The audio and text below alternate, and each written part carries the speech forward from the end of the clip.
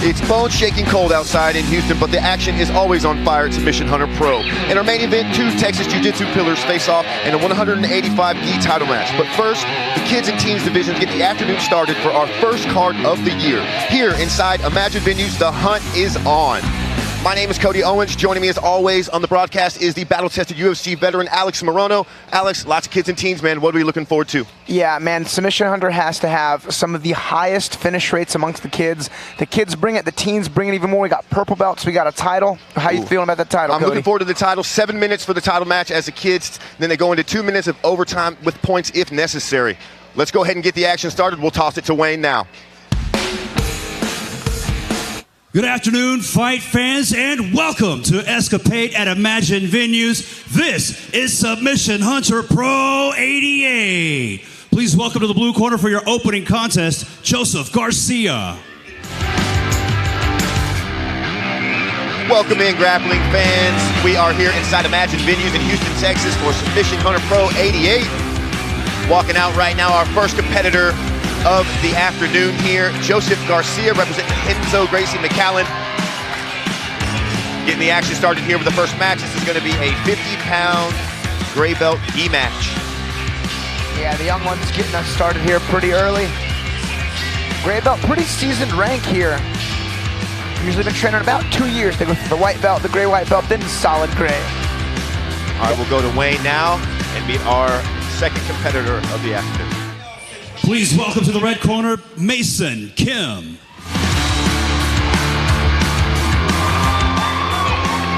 Mason Kim walking out now. See the flag draped over the shoulders, representing Rain BJJ. Yeah, so Rain, they have 6 kids on this card out of 9 matches. I mean, that's why you heard so much crowd support. It's a lot of competitors, a lot of kids training together for this, training camp. They've been here a lot in the Submission Hunter stage before. Seem to have a really good kids program, very active competition team. All right, he settles into the corner over there. We'll throw it back to Wayne for our official introduction.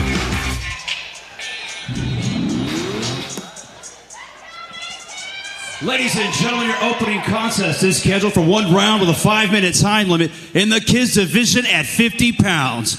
Introducing to you first, fighting out of the blue corner, representing Enzo, Gracie, McAllen, this is Joseph Garcia.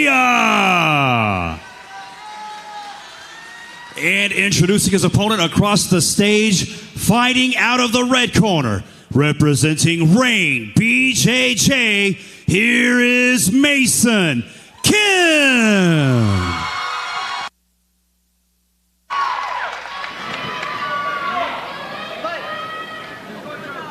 The referee for the match, Austin Arande. Double guard pull. Mason on top right now. Joseph Garcia looking for the guard pass. Nice, good passing there from Mason. Oh, nice, good recovery there from Joseph, though. That's why getting the guard so early is such a great strategy for the submission-only matches. Looking to break the posture down with some classic collar grips, walking a high guard. Joseph chooses to open the guard up now. Got a good pant grip, far side collar grip, looking to get something going. Mason Kim, though, back to this passing scenario. You see Joseph looking to cut the angle for the armbar. I think if he swings that left leg over, could have had a good, genuine attempt there. Good blend between his closed and open guard game, though, really fighting those knees. I mean, such good guard maintenance mechanics from such young grapplers. Really cool to see. See Mason kind of hitting that little knee split pass. It's pretty like old school technique, still used pretty regularly. Yeah, the old knee in the middle never fails. Oh, it's a triangle attempt here. Triangle up is Doesn't Garcia. quite have, yeah, he didn't have the other arm totally locked out.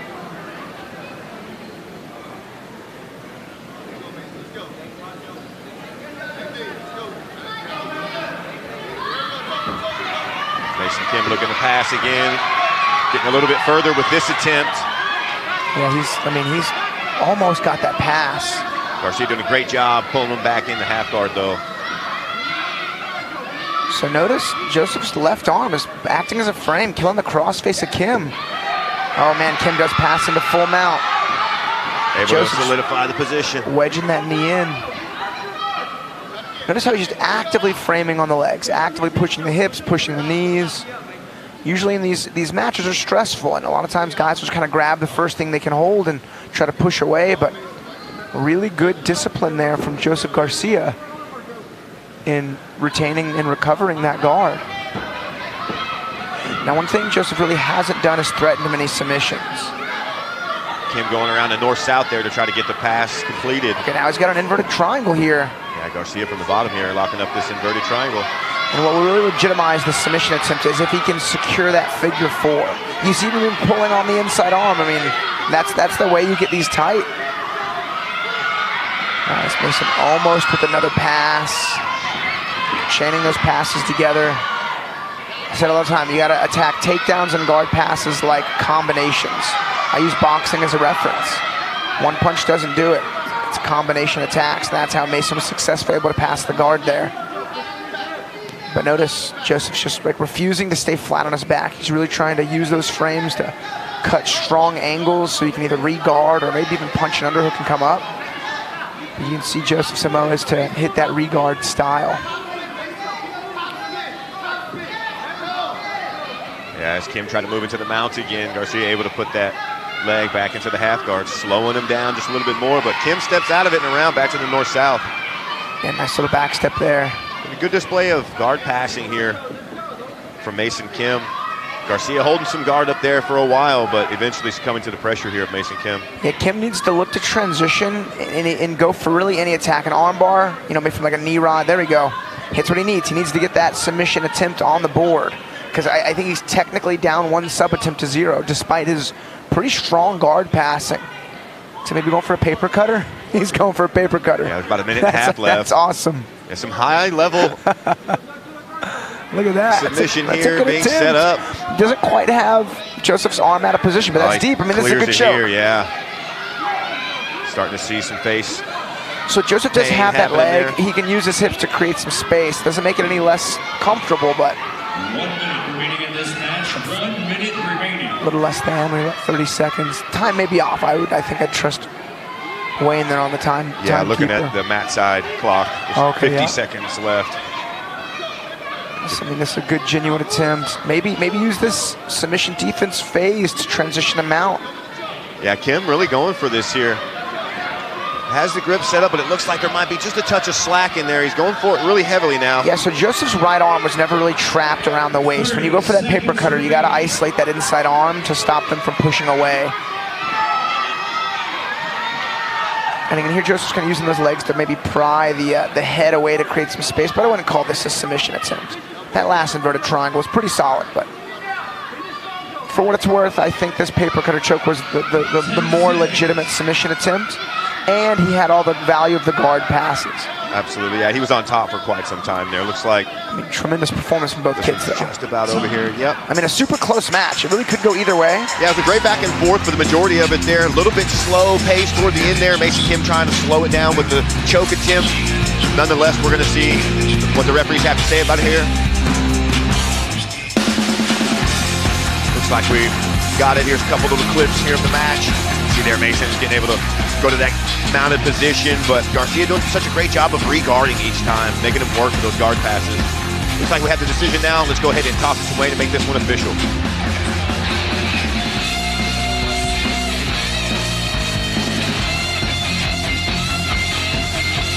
Ladies and gentlemen, the 5-minute time limit has expired, so we go to the referees for your decision. Your winner of the match, Mason Kim. Kim picking up the win there, getting the job done, getting the nod from the referees, able to do enough. Obviously, like we talked about with the guard passing, then he's got that legitimate attempt at the choke toward the end. Great display here by both these young men, getting the afternoon started here at Submission Hunter Pro 88. Let's go to Wayne now and meet our next set of competitors. Please welcome to the blue corner, Nyla Kitchens. Nyla Kitchens making her way out to the blue corner now. Representing Enzo Jiu-Jitsu. Getting ready for what looks to be a gray belt 60-pound match here. Yeah, she's rocking the gray belt with the black stripe, the gray-black belt. Still the gray belt category, just kind of like the more advanced, rank of the gray belt. Almost to the next belt, right? All right, let's go to Wayne now, meet her competitor. Please welcome to the red corner, Adison Kim. Adison Kim, another Reign BJJ athlete. Obviously, you see the big crowd pop. Again, representing the flag. Got the flag on the back there. You saw that from the previous Reign BJJ athlete. Walked out with a flag as well. See, that looks like a team flag there. Always love to see the sportsmanship and the walkouts, the different headdresses and flags. The kids usually bring some flair to the show here. She settles into the corner now. We'll go to Wayne and get our official introduction. The following contest is scheduled for 1 round with a 5-minute time limit in the kids division at 60 pounds. Introducing your first competitor, fighting out of the blue corner. Representing Enzo Jiu-Jitsu, this is Nyla Kitchens. And introducing her opponent, fighting out of the red corner. Representing Reign BJJ, here is Adison Kim. All right. Both these young ladies ready, eager to go. Adison pulls guard right there.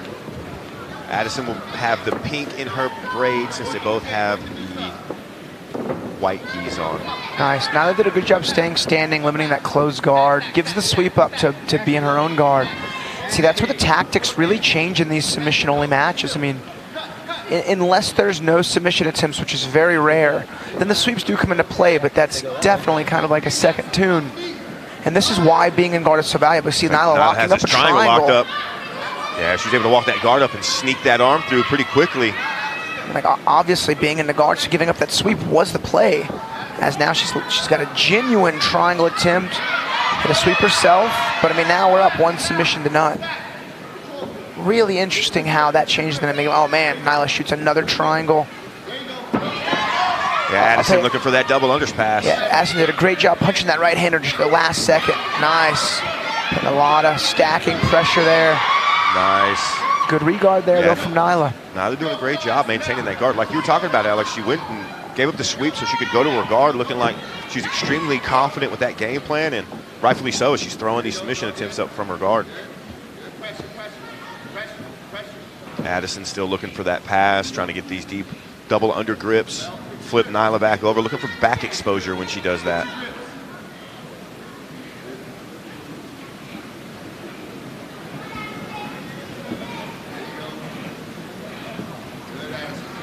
Yeah, from this position, you gotta like really hustle, because you gotta really lift those hips, and they're driving the hips down. You gotta dodge those triangles. You can see Adison on top, really working towards the pass. And I'll tell you, I've done pretty much every style of combat sports competition, and gi jiu-jitsu matches are some of the most fatiguing just because of the grip demand. So we got like a little head scissor here. I mean, a strange position. I do know a black belt, Jared Chafee, one time tapped another black belt with a head scissor. Yeah, if you got the power in your legs for it, I mean. Oh, yeah. Sometimes guys will just tap the pain. You get those hammies on the carotid, it'll put you out. Oh, man, yeah. You see Adison passing a full mount. Oh, man, nice, really good strong there. Bridge from Nyla all the way back in the guard. I've got a kid in my program who loves the head scissor. He goes for it quite often. But yeah, he does. He'll get some submissions from there. Normally, I'd give a student a lot of grief, but ever since I saw that black belt pull it off, you know, there's a time and place for every technique, and if you can hit it against a good black belt, then, you know, it's a legit move. Adison was looking to get the arm trapped. Looking for a Kimura, looked like she got a good angle for it. She's still looking for it now to an arm bar. Beautiful transition there to the arm bar. Now they're doing a great job Get some slack in there to get her elbow cleared. Look at that elbow out. She gotta watch out for the triangle, though. Oh, look at that knee. I mean, this is, oh, to an armbar. Nyla clears the elbow line. Just great transitions there by both of these young ladies. Back, take into a rear naked choke. Oh, right into another submission. That's deep, too. Not quite under the chin, but it doesn't really matter. We saw Jim Miller finish a match with this last night. Last night. You talk about sometimes they'll tap to pain. Oh, yeah, 26 UFC win. Got the arm trapped. Seems like she's got one hook only here, which still can get the job done. Nyla needs that right side hook just to really apply that bridging pressure. Adison's arm is trapped as well. Looking to get out of it, though. Man, it's a good match. 2 subs for 2 subs. Notice Adison's keeping her hips really high. Yeah, trying to shove Nyla off the top, and she's successful with it.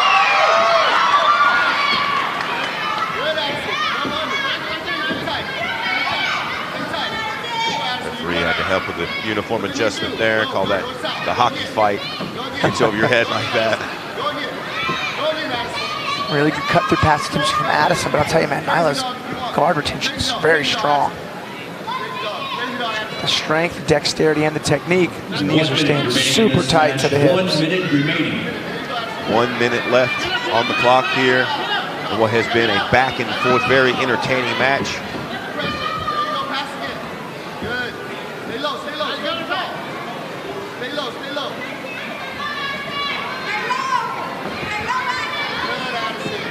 Full pass there from Adison. Yeah, full north-south position. Oh, yes, sir.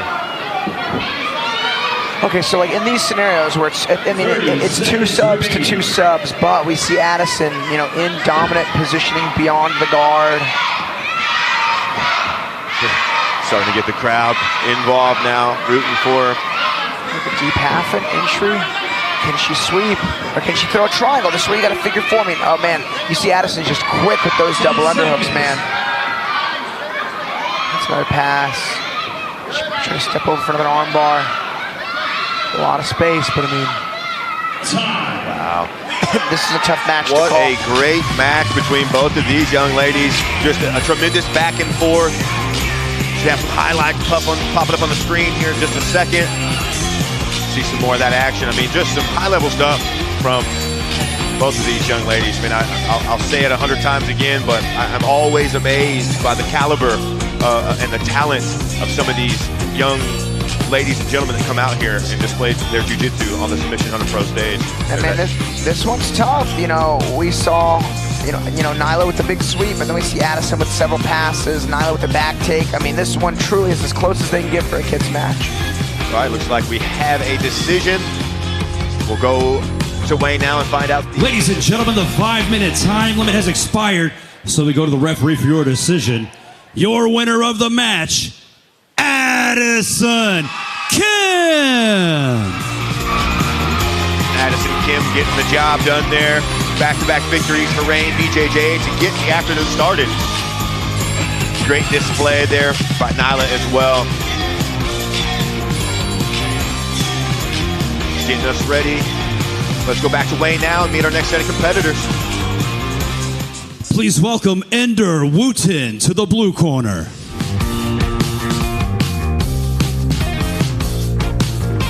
Ender Wooten, Midland BJJ representative, getting the wave, walking out now.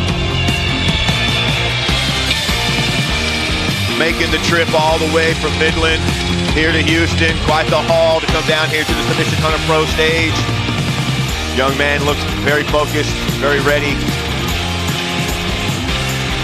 Got the awesome braid down the hair. That's a pretty cool haircut there. I'm a fan of that. Oh, yeah. All right, we'll go into Wayne now and find out who his opponent is. Please welcome to the red corner, Donovan Vanaphan. Man, this Donovan Vanaphan, I like this kid. Once you're walking out Muay Thai shorts, he's sure is. To the Thai music, he's got great Muay Thai.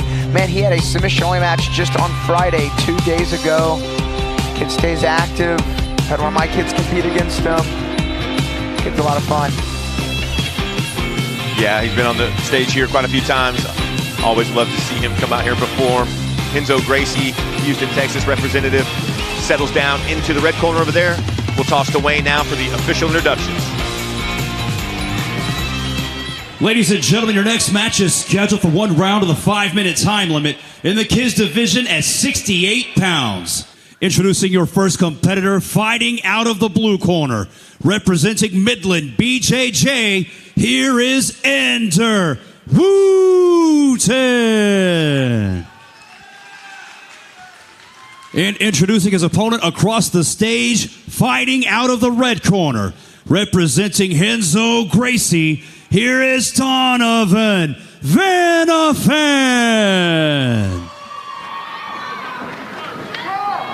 All right, Austin Arande once more, the referee for this match. Vanaphan's got good double legs. And just as you talk about it there, Alex, he hits it, nails it, and ends up in the top side control. I mean, yeah, early on the match. Fresh, strong, and dry. I mean, you're on the guards where you want to be. Yeah, he set it up beautifully, hit the hands up high to get the hands, the elbows above, change levels. Big penetration shot, and gets the dump. On top now, moving to north-south. Doing a good job, trying to stay ahead of the hips. Yeah, Wooten framing, looking to try to see if he can get the bottom half involved, scoop a leg, and try to recover a half guard or some guard of sorts, but Vanaphan doing a great job staying in that north-south position. You know, there's not a lot of great submission options from north-south. I mean, you get the north-south choke, but I don't know a lot of small people who can pull it off. I mean, Jeff Munson was known for it, but yeah, he was built like a bowling ball. Yeah, sure. I'm sure he had quite the squeeze on him. Yeah, it's a pretty tricky choke to set up and get the everything, the shoulder, the forearm, everything positioned correctly. And the bigger you are, obviously, just like the mother's milk or the smothered choke, it's a little easier if you've got more mass. Nice Kimura. Oh, and a big tap there. That was awesome. Quickly. Donovan Vanaphan getting the job done here, man.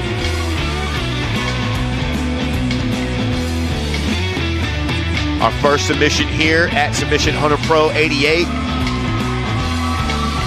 Highlights coming your way. We'll get a replay of that finish.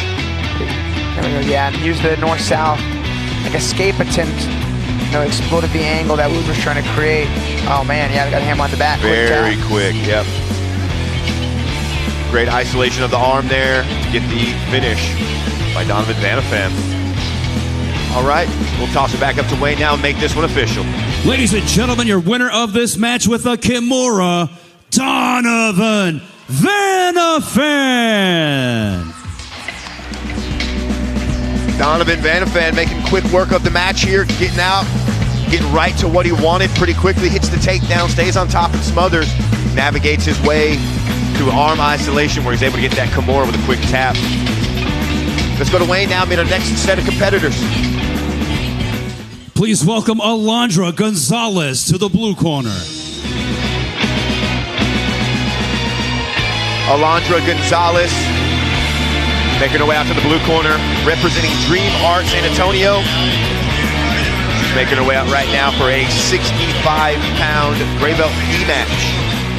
Gray belt coming out strong to get the afternoon started here. Yeah, I think all 9 of our kids' bouts are all gray belt matches. I think eldest being 12 years old, youngest being 7. Big pool to choose from. Lots of rank BJJ. Let's go to Wayne now and find out who her opponent is. Please welcome Isabella Badillo to the red corner. As I was saying, lots of rain BJJ. We mentioned at the top of the broadcast there, lots of rain BJJ competitors here in the kids division. One more, Isabella Badillo making her way out right now to the red corner.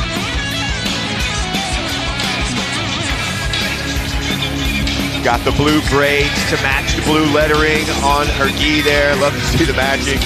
Her teammate, Adison, had the pink in her hair. She settled there into the red corner. We'll go to Wayne now for the official introduction.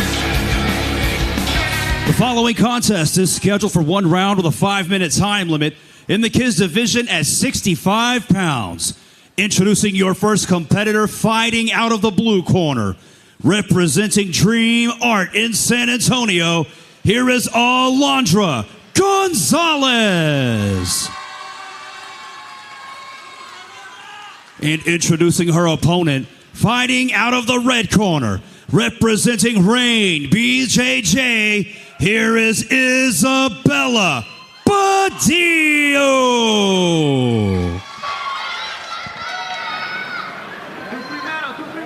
Gumby, one more time as the ref.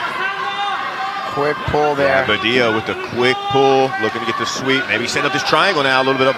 Cut the angle for the armbar. Oh man, good job squaring back up from Alondra. Yeah, Alondra on top, as stated, Isabella Badillo with the blue in her braids.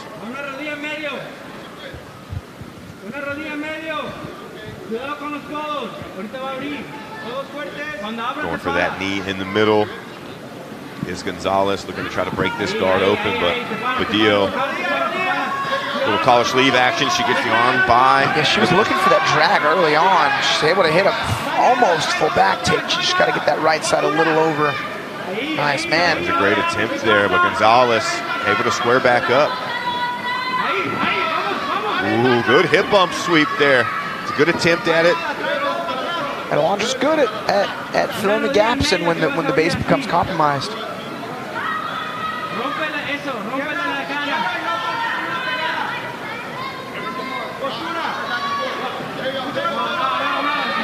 attempt here, a little hip bump action, and now she settles to the back. Digging her hands underneath now, looking to get maybe a collar involved here. Maybe get that forearm underneath the chin for the rear naked. Gotta reload that angle. Pull her back on top. She's got the choke. It's in deep. It's under the chin.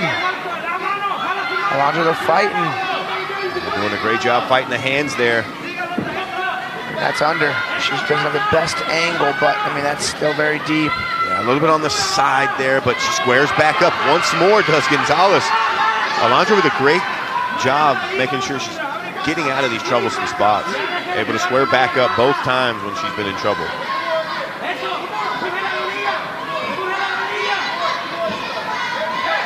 Badillo probably gonna try and get this arm isolation once more. Look for the sweep again.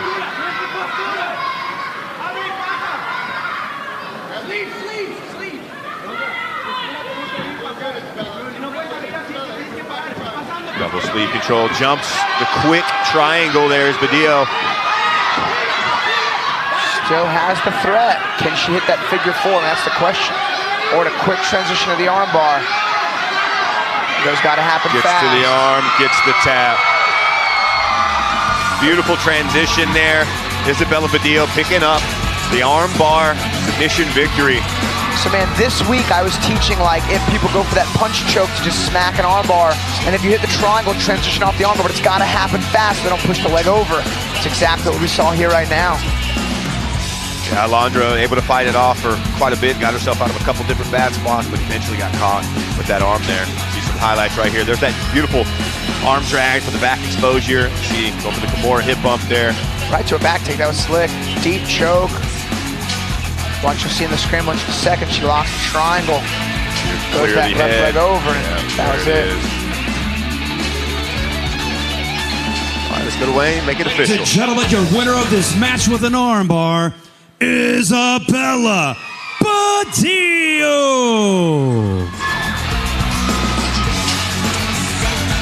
Isabella Badillo getting the job done once more for Rain Jiu-Jitsu. You see the flag there, representing their team. Picking up the armbar submission victory. All right, keeping the momentum going here. Submission Hunter Pro 88. Let's go to Wayne now and get our next set of grapplers. Please welcome to the blue corner, Luca Ponce. Luca Ponce making the walk out right now, representing cross collar Jiu-Jitsu. This is going to be a 70-pound gray belt, obviously, gi match. As he makes his way over to the blue corner and settles in. We'll go to Wayne now and meet his opponent. Please welcome Jordan Lee to the red corner.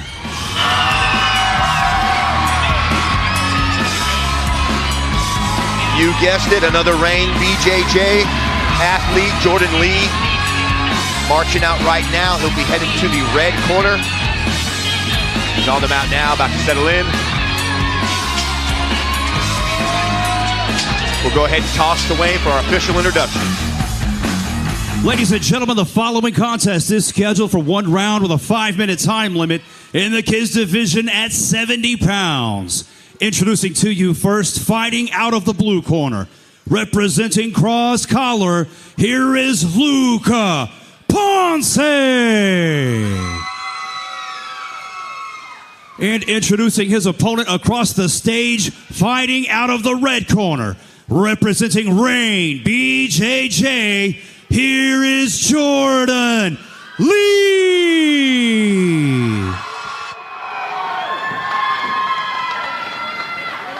All right, both these gentlemen ready to go. Quick start. Yeah, Ponce sprints to the center there. Lee goes ahead and pulls guard on him with the De La Hiva. Looking for a bolo, trying to get some back exposure. Gets underneath him. Great job so far here from Lee. Looking to get one hook, grab the far side collar. Man, he's doing a great job executing this back He's take. got a fully figure forward rear naked choke under the chin. This is deep. Yeah, looks like we're probably going to see a tap here. Look at the face of Lee. You see him fighting the choking hand. Ponce hanging on though, fighting the top hand pretty well. Looking to lock this body triangle now is Jordan Lee. So Lee's actually grabbing his sleeve, grabbing like his bicep material to keep that pull on. Quick submission attempt here. Oh, looks like he got what he needed right here. A little slight adjustment. I don't think he's gonna get a bit of a fight out of this one. That supporting hand is almost all the way behind the head. Oh, what a tough kid, man. Luca Ponce hanging in there.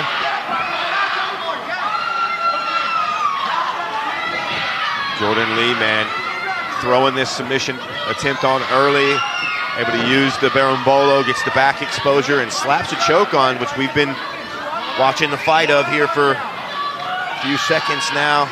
Ponce's tough. Extremely tough, man. He's had the choke on his chin, under the chin, on the face. Got a bow choke here. Looks like man. Yeah, slipping underneath now for it. Yikes. Oh, this might be it. I know we said that before. This Ponce's real tough, but man, that's a tight choke. There it is. Bow choke finish there from Jordan. Great match. Yeah, beautiful transition there to get the collar, being able to drop off to that bow and arrow choke. I mean, Luca, such a gritty kid, man. He hung tough. He fought through all the choke attempts. But sometimes that collar, man, it's really, really hard to fight that collar off. Looks like we'll have a little highlight pop up on the screen here in just a moment. We'll be able to see that run back. See, here's some of that. You can see just the toughness here on Luca's face, fighting through these chokes. And he gets out of his rear naked. That was insane. Yeah, man. I know we said this is it a couple times. Yeah. He transitions to that collar there, and that seems to be it. Yeah, once he's able to get these legs up, flip them over right here. Gets that big pull. You'll see the tap come right there. Excitement in the young man's face, obviously. Great job to him. We'll toss it back to Wayne now, make it official. Ladies and gentlemen, your winner of this match with a bow and arrow choke, Jordan Lee.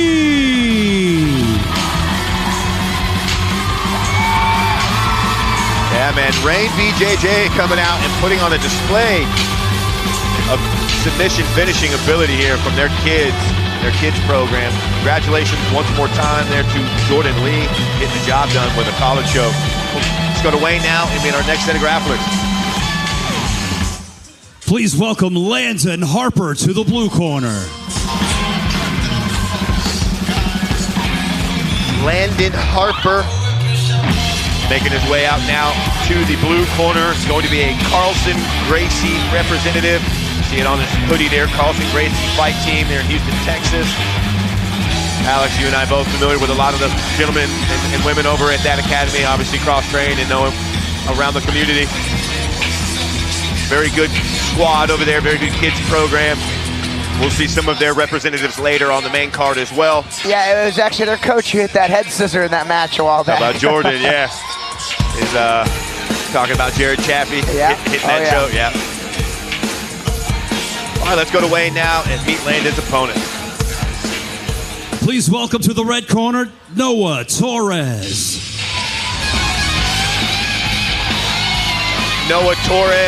a StrongStyle representative. Got the team flag on his back there. One of the few teams locally, and at least around the regional area I've seen, that does have their own team flag, as well as Reign BJJ displayed theirs this year as well. Noah Torres will be in the red corner there. It's going to be a 72-pound NoGi match here. Noah about to settle into his corner. We'll go ahead and toss to Wayne now and get our official introductions. The following contest is scheduled for one round with a 5-minute time limit in the kids division at 72 pounds.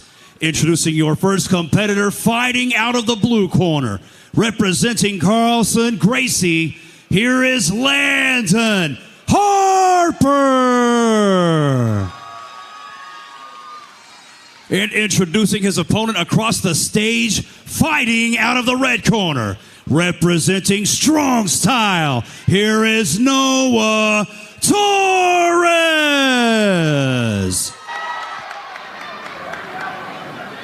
Our referee for this match, Professor Jason Solis.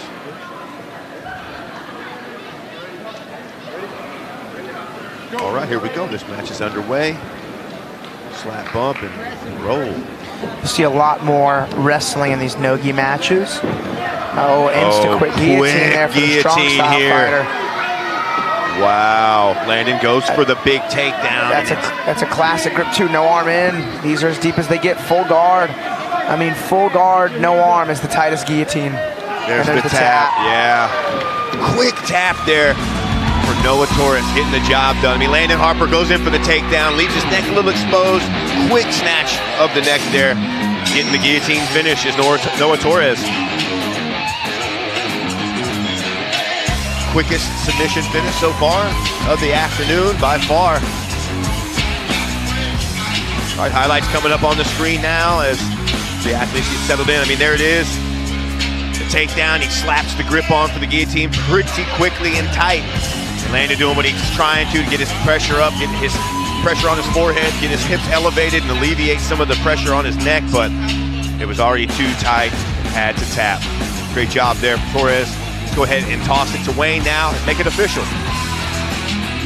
Ladies and gentlemen, your winner of this match in 25 seconds with a guillotine, Noah Torres.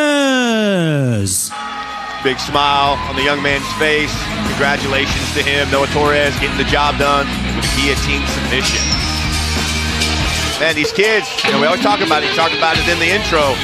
Some of the highest submission percentage probably in finish rates here. All right, let's go to Wayne now, man, our next set of competitors.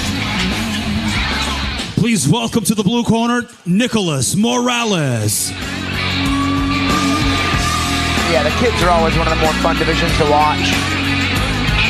Go for it, too. There are some older boys here. Yeah, Nicholas Morales from Cross Collar going to be making his way out right now. He's like a couple 10-year-olds, 85 pounds, gray belts. Going to battle it out in the gi here. Nicholas is going to be fighting out of the blue corner as he makes his way onto the stage, headed that way now. Let's go to Wayne now and find out who his opponent is. Please welcome to the red corner, Anderson Ives.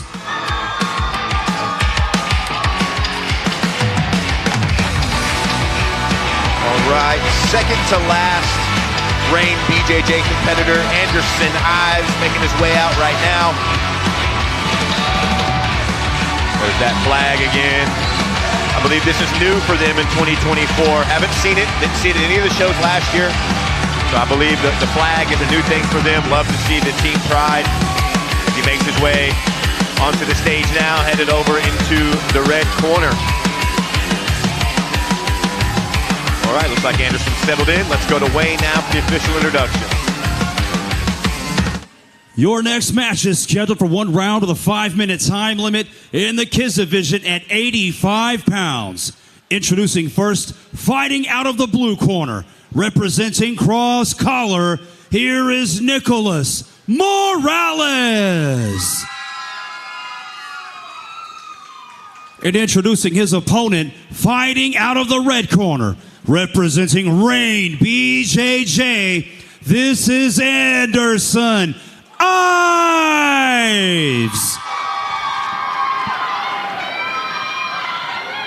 Professor Jason Solis, your referee once more. This match is underway. Anderson pulls guard. He is the redhead. Nicholas Morales on top, looking for some guard passing.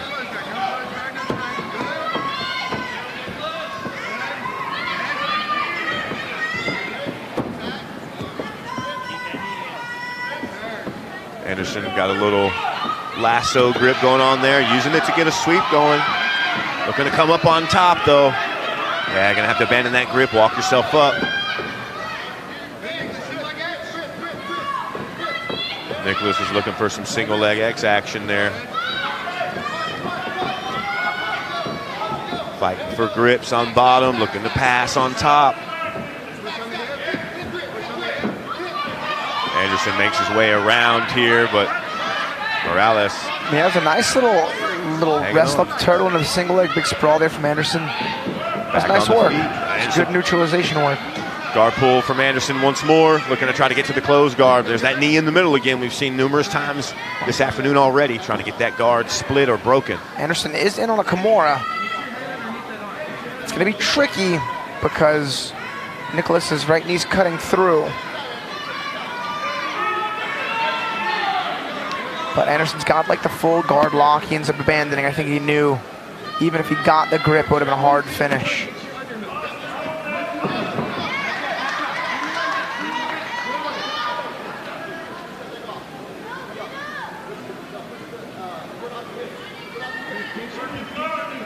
Anderson looking to come up, keep his pressure low, try to start this guard passing scenario, but Morales, man, sneaky with the sweep there, trying to tip him over.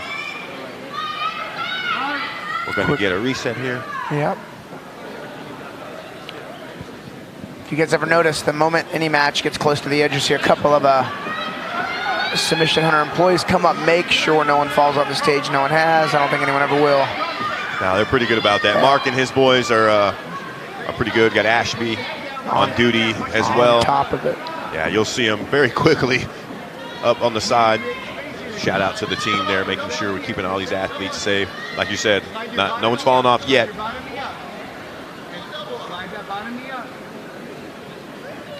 Almost passed in a full mount. Anderson's gonna get that right foot free. He does now. I'll notice Nicholas framed really quickly on the hips. I mean, blocked that crossface though. He's got the underhook, but he's flat. You see Anderson pummel under. Really good like positioning fundamentals here from both boys. Oh man, a risky turn away. Yeah, I got that back exposure, did Anderson. That may cost him. He's keeping that grip. He's trying to turn and hit a reversal here. I think he's gonna hit this reversal. Reverse right into his guard. Yeah, that collar grip helping him out. It was good. It was a risky angle he cut, and it ended up paying off for him. Good for Nicholas there. Anderson back in on a Kimura. This one far more legitimate than the last. Yeah. As he's got that full guard, no knee wedge in the center. I mean, if he can get the hand behind the back, the refs usually call it. Very, very close to being able to do so. I believe the pant grip is the only thing preventing it. Yeah, he's got the grip on the pant. Strong grip, forcing Anderson to be able to go to the sweep instead. Now back on top of the mounted position. Nice. Not quite the grand prize in the submission, but he got good value there. About a minute and 20 or so left here in the match. Sweeping the full mount.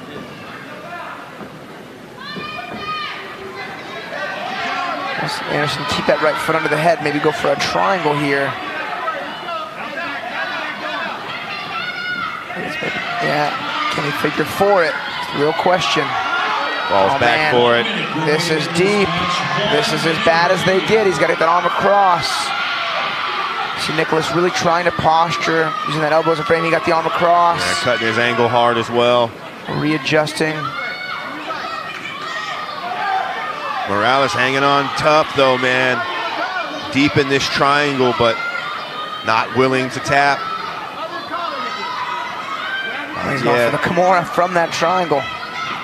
Mounted triangle now, gonna look for this arm isolation. Yeah, there it is. Americana from a top triangle. Americana, wow, what a beautiful display there of transitioning to the position that was given to him. Oh yeah. Didn't fight anything, ended up getting to the top, got the arm isolation with the triangle still, and was able to get the Americana from there.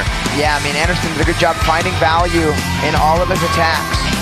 Even if he couldn't find the finish, he'd use the submission attempts to hit sweeps, put himself in a better spot to find it. You don't see that very often, but it was cool. He attacked. He had the triangle left up attack to come on the outside arm, flips him over to mount, goes for the Americana on the inside arm. Yeah, had to work a little bit for the proper angles and positioning, but once he got this mount, it was pretty much all she wrote. There's the quick tap for the Americana. All right, let's go to Wayne now, make it official. Ladies and gentlemen, your winner of the match with an Americana, Anderson Ives. Anderson Ives getting the job done. Again, Rain BJJ with another submission here in our kids division, this time with a mounted triangle Americana. A couple more matches here in the kids division. Let's go to Wayne now, meet our next set of grapplers. Please welcome to the blue corner, Sophia Pinachio. Sophia Pinachio from Cross Collar, making her way out right now to the blue corner. This is going to be a 100-pound gi match.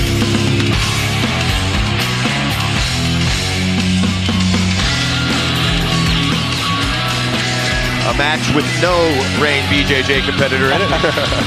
She settles into the blue corner now. We'll go to Wayne and meet her opponent.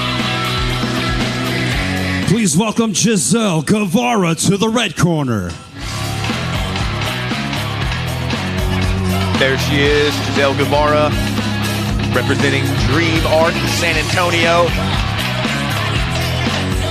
Marching her way out to the red corner now.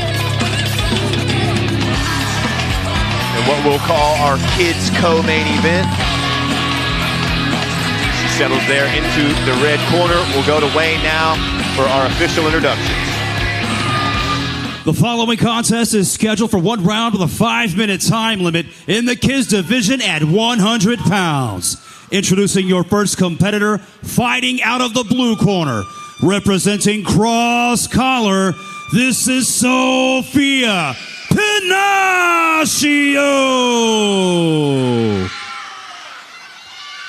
And introducing her opponent across the stage, fighting out of the red corner, representing Dream Art, here is Giselle Guevara.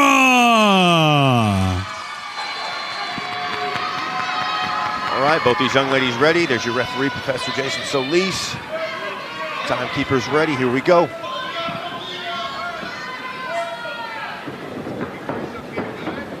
That is Guevara pulling guard.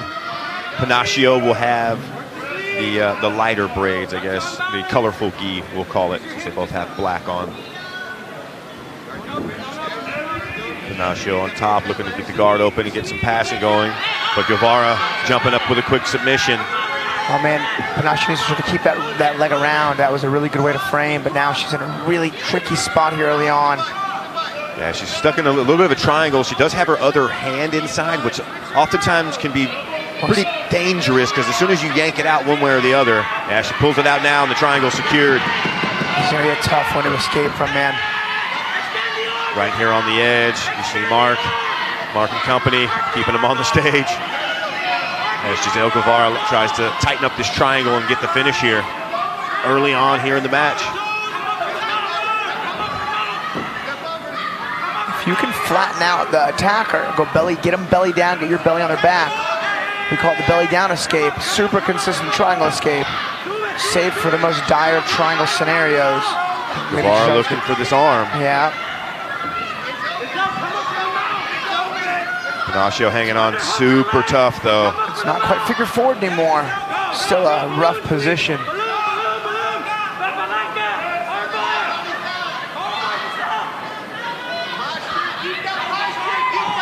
Looks like a little bit of space being created here from Sophia. Almost able to get that head out. Extremely uncomfortable position to be stuck in here. She gets that leg over, which is going to help her a little bit. Yeah, she'll try to get right over to the mat. Out of triangle danger now. There are no leg locks allowed for the kiddos, rightfully so.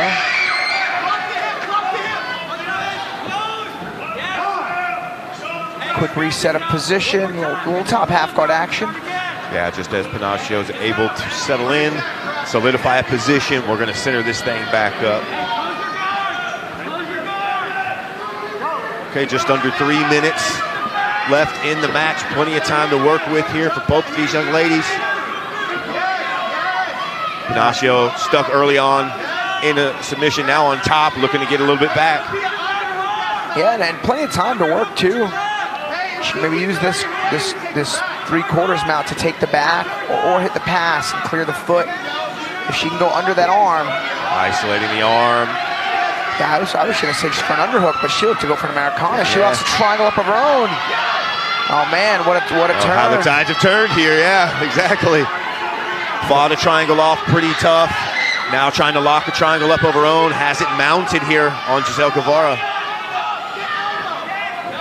See, so rolling your back would be okay. You just got to make sure to lock that figure 4 in super tight. Yeah, it looks like her feet are just crossed underneath. Not quite the figure 4 with the necessary leverage to finish. I mean, like you said, Alex, if she turned over, she could get that necessary lock and be able to tighten this up just a bit. Yeah, and you can grab that inside arm and just start wrenching on straight arm bars and elbow crunches and Americanas like we saw in the last match. I mean, that arm is isolated. It's an uncomfortable one too. You got their heel like right in your spine. Yeah. It's already hard to breathe. A minute and 20 left here in the match. Giselle Guevara stuck in a triangle here from Sophia Pinachio, but hanging tough. I mean, kind of the exact opposite of what we saw to start the match here. So the way you can try to get a figure 4 is you got to lean all of your weight like into the kneecap of like the choking legs. That'd be Sophia's right leg, and that allows you to kind of like take the weight off your heel, hinge the knee through, and figure 4. It's hard, but it's doable.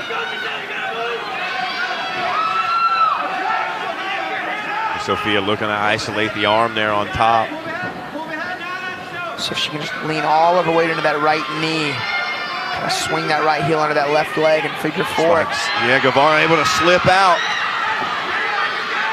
Beautiful defense there. Now back in a closed guard with 30 seconds left. Let's see if one of these young ladies can do something dramatic here at the end of this match. Man, so, I mean, we effectively got one triangle versus one triangle. We do have a cross-collar choke here from Giselle.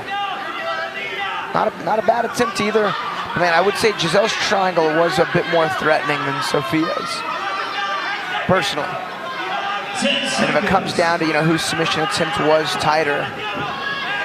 See Giselle going for a triangle once more to try to end the match with it. But then you see a guard pass. So if you're one triangle up, but you get a guard pass, it's actually a closer match. Yeah, another close one here in the kids division.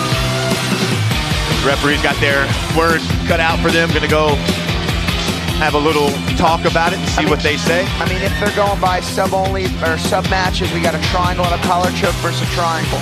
See, there's that triangle. That's why, wrenching on that Pinachio, arm. yep. Even going for like a wrist lock, something, just to put some submission attempts on the board.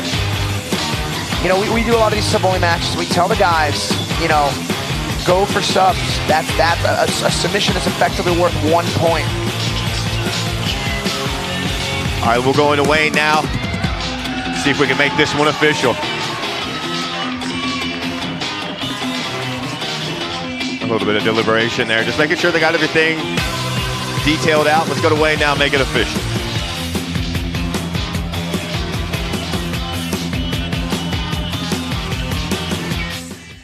Ladies and gentlemen, the 5-minute time limit has expired, so we go to referee Jason Solis for your decision. Your winner of the match, Sophia Pinachio. Sophia, congratulations, that girl. That was great. She had that mounted triangle, really nice guard pass. Yeah, the guard pass probably enough to kind of get the edge there, obviously. And hit a pass earlier into mount, too. Correct. That is correct. Yeah, the sweep earlier.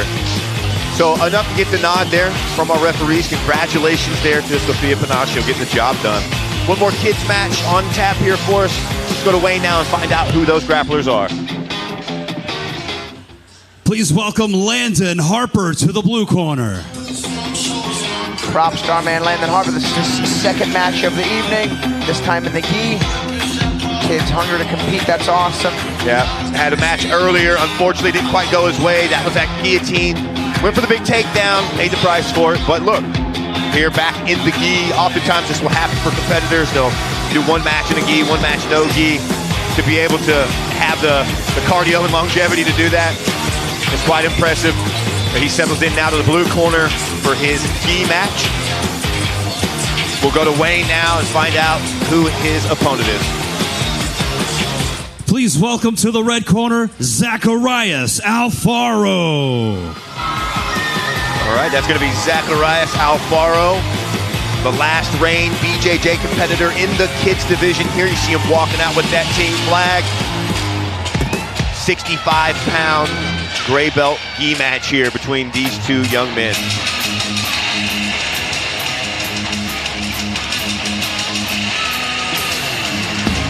Alfaro making his way on the stage, settles into the red corner over there. Let's go ahead and go to Wayne now for the official introductions. The following contest is scheduled for one round with a 5-minute time limit in the kids division at 65 pounds. Introducing to you first, fighting out of the blue corner, representing Carlson, Gracie, here is Landon Harper. And introducing his opponent across the stage, fighting out of the red corner, representing Reign BJJ, here is Zacarias Alfaro.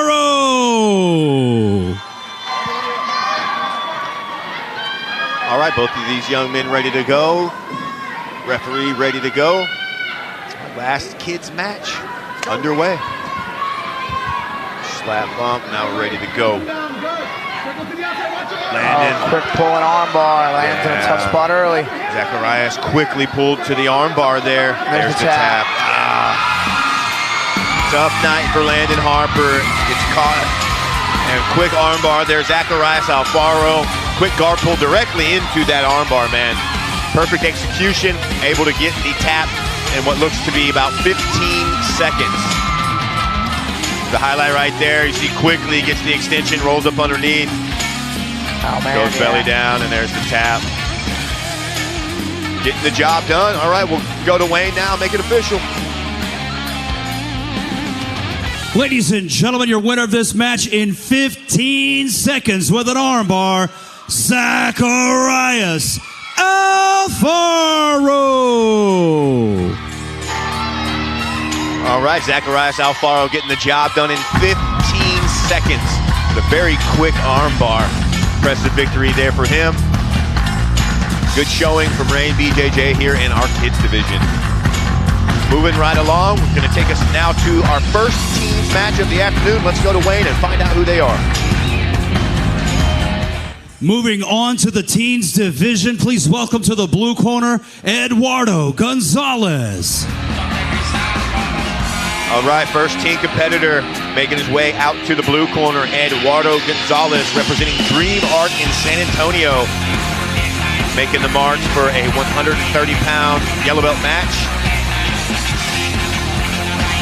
Yeah, you'll see some bigger kids, some teens now. We got 14-year-olds here with the belts more colorful. We got orange belts, we got blue belts, green belts. It's gonna be fun.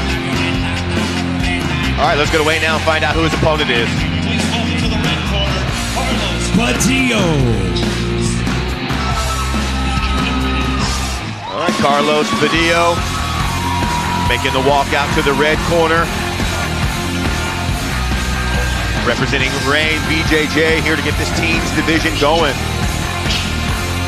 There he is, settled now into the red corner. We'll go back into Wayne for our official introduction. The following contest is scheduled for one round with a 5-minute time limit in the teens division at 130 pounds. Introducing your first competitor, fighting out of the blue corner, representing Dream Art. Here is Eduardo Gonzalez.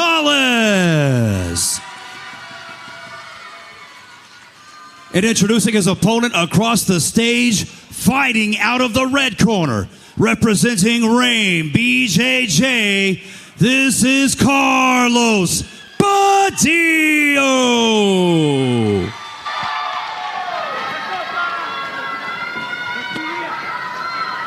All right, Professor Jason Solis in charge of the first teams match.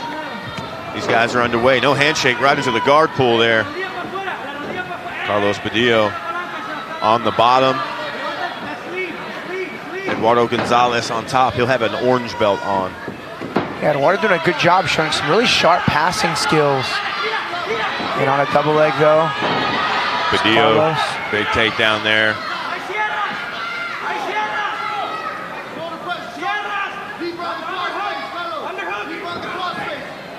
That was cool there from Badillo. Used that guard passing scenario into a big double leg, wrestled up. Yeah, Badillo on top now, good crossface. Ooh, steps over and looks for the arm. Looking for the Kimura now. There's that pant grip by Gonzalez. That's only skin deep though, yeah. So pretty easy to break. Yeah, good tug away from the body. So you did see Eduardo was going for like a deep half guard entry, but he got his arm just a little too isolated. Yeah, Carlos tried to lift and break that grip, unable to do so, decided to abandon and move along. Gonzalez, great job recovering, getting his close guard going. Ooh, dropped down on the leg. That's could lead to a calf slice, obviously not what he was intending there.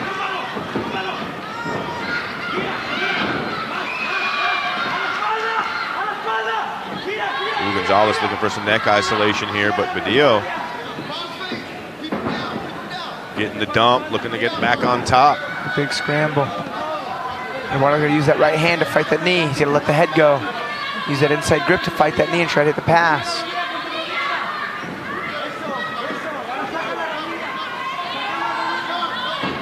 He looks for more of his own.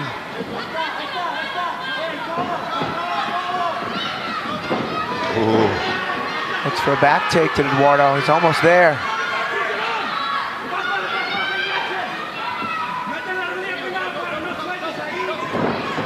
Oh man, went for like a guillotine style modified loop choke, but didn't quite have the head trapped. Eduardo keeps hitting that little chin strap, that front headlock entry, but he keeps losing lower body positioning.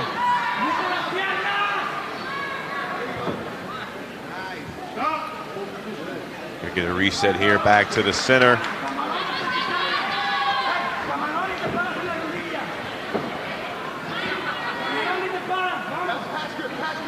No. All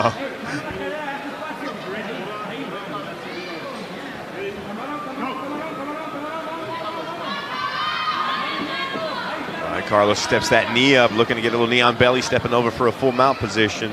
Gonzalez still has his head though. Oh, nice, good, well-timed reversal there. Yeah, Gonzalez ended up in the top position out of it. Be mindful of the arm, he is. I mean, his elbow's pretty far out of there. Doesn't mean it can't be reloaded, but... Yeah, Badillo trying to shove it back in. it looked like Eduardo was pretty hip to what was going on.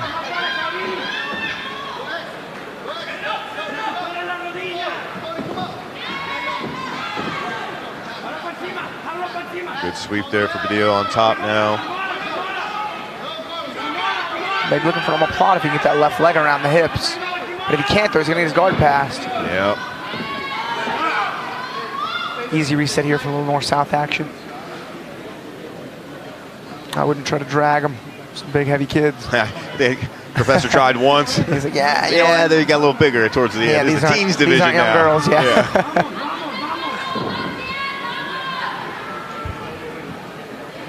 Right, getting everything solidified, making sure the grips are proper. Everything is exactly the way it was. Timer ready, here we go.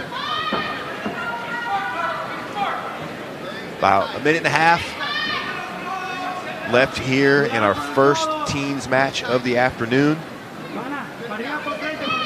6 total teens matches all together before we get into some purple belt action. Do have 1 teen title on the line. Franklin Gumabon going to be taking on Anthony Beltran in our teens main event. 1 minute remaining in this match. 1 minute remaining.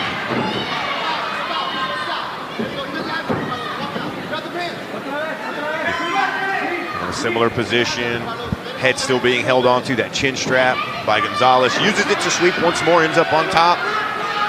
See if he can solidify a pass now, but I mean, Badillo doing such a great job recovering right into a triangle.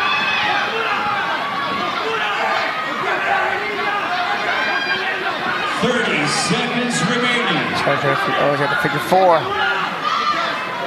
Could definitely use a little bit better angle, but going for the squeeze, going for the finish here. I mean, this has been the most legitimate submission attempt the entire match. It's been a scramble pretty much the entire time. Gonna try and pry an arm out with about 10 seconds left. Going for the arm. Oh, man. Getting it extended. Oh, wow. To the wire. Wow, Badillo on this arm bar. Ends in a triangle attempt of his own. Great match by these young men. Good back and forth. Lots of scrambling like you were talking about, Alex. Legitimate submission attempt toward the end there. We'll see what these referees have to say about it as we head into a decision. Not a bad way to get the teens division started there. Good high pace. Check out some of these highlights here. That good heavy crossface Badillo was using early on in the match before he transitioned to that Kimura. Good attempt there early on. That chin strap we saw quite a few times. Here's toward the end here, a little armbar attempt, which Gonzalez did such a great job defending. All right, let's go to Wayne now. See what the referees have to say about the decision. Ladies and gentlemen, the 5-minute time limit has expired, so we go to referee Jason Solis for your decision. Your winner of the match, Carlos Badillo. Carlos Badillo getting the job done, able to do enough to get the nod from the referee there. Congratulations to him, kicking off our teens division here with that decision win. Plenty more teen action coming right up. We're going to go ahead and take it back to Wayne now and meet our next set of competitors. Please welcome Kai Pavez to the blue corner. Playing a 17-year-old blue belt, doing some NoGi. Yeah, Kai Pavez representing Gracie Baja champions. Making the walkout right now. As close as an adult as you can be, 17 years old, almost in that adults division. Got that blue belt. This is a 145-pound blue belt NoGi match. Kai settles into the blue corner there. We'll toss it back to Wayne now. Find out who his opponent is. Please welcome to the red corner, Houston Marza. 16-year-old Houston Marza out of 4-ounce Fight Club. Making the march out right now. Headed into the red corner. I anticipate a pretty high-paced match here. Wouldn't be surprised to see maybe a straight ankle lock attempt or two. Yeah, those 4-ounce guys, man, they got super crafty submissions. All right, Houston settling in now over to the red corner. Let's go to Wayne now and get our introductions. The following contest is scheduled for 1 round with a 5-minute time limit in the teens division at 145 pounds. Introducing to you first, fighting out of the blue corner, representing Gracie Baja champions, here is Kai Pavez. And introducing his opponent across the stage, fighting out of the red corner, representing the 4-ounce Fight Club, here is Houston Marza. All right, your referee for this match, the other half of the Aronde Bros, that's Damian Aronde there. Slap bump, and here we go.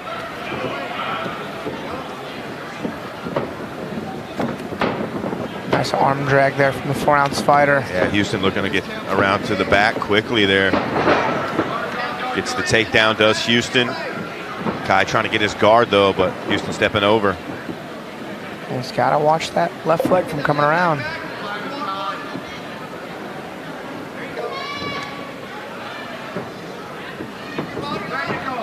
Stuck in full guard. Yeah, Pavez actually able to get his guard there, got the leg out. He's going to need to let the body lock go and lift the posture up. I'll go for the old behind the back wrist ride. Hey, that's a Daniel Pineda special Oh, there. yeah. That old mean, old man jiu-jitsu, you know what I mean? Oh, yeah, very effective for MMA. Imagine having that arm trapped and then able to just rain down shots. Oh, yeah. Pretty effective. Have you ever been stuck in that position, Alex? Not since I was a white belt. Hey, I was going to say, probably not in a while. Yeah, not in a while. Looks like we've settled in now. Houston's inside the guard now of Kai. Hey, Kai did a good job troubleshooting that. Kai looking for a triangle. Shoots it up quick. Very quick triangle. Trying to lock it up, but Houston hip to it. Yeah, gets the head out for a moment, but man, Kai shoves it right back in. He's going to have to triple dip getting that head out. Those long limbs of his able to get to the triangle. Nice. Nonetheless, able to reverse the position. He's now on top. Yeah, it was a good sweep. Good little trio of triangles there from Kai. It was cool. Yeah, Houston giving up the position, but very hip to the triangle. Explosive escape there, getting himself out. A little meat hook action here, looking for a little rubber guard. Gets it over to the omoplata. Good little transition there for Houston, able to get on top now. There's a crafty, you talked about right as he was coming out, these 4-ounce guys got some crafty attacks. Oh, yeah. Man, without a sleeve to hold the wrist, man, omoplata to NoGi, I'm very surprised. Houston doesn't not only lock it up, but sweep with it. I mean, that was solid. I think he maximized the value of that submission attempt.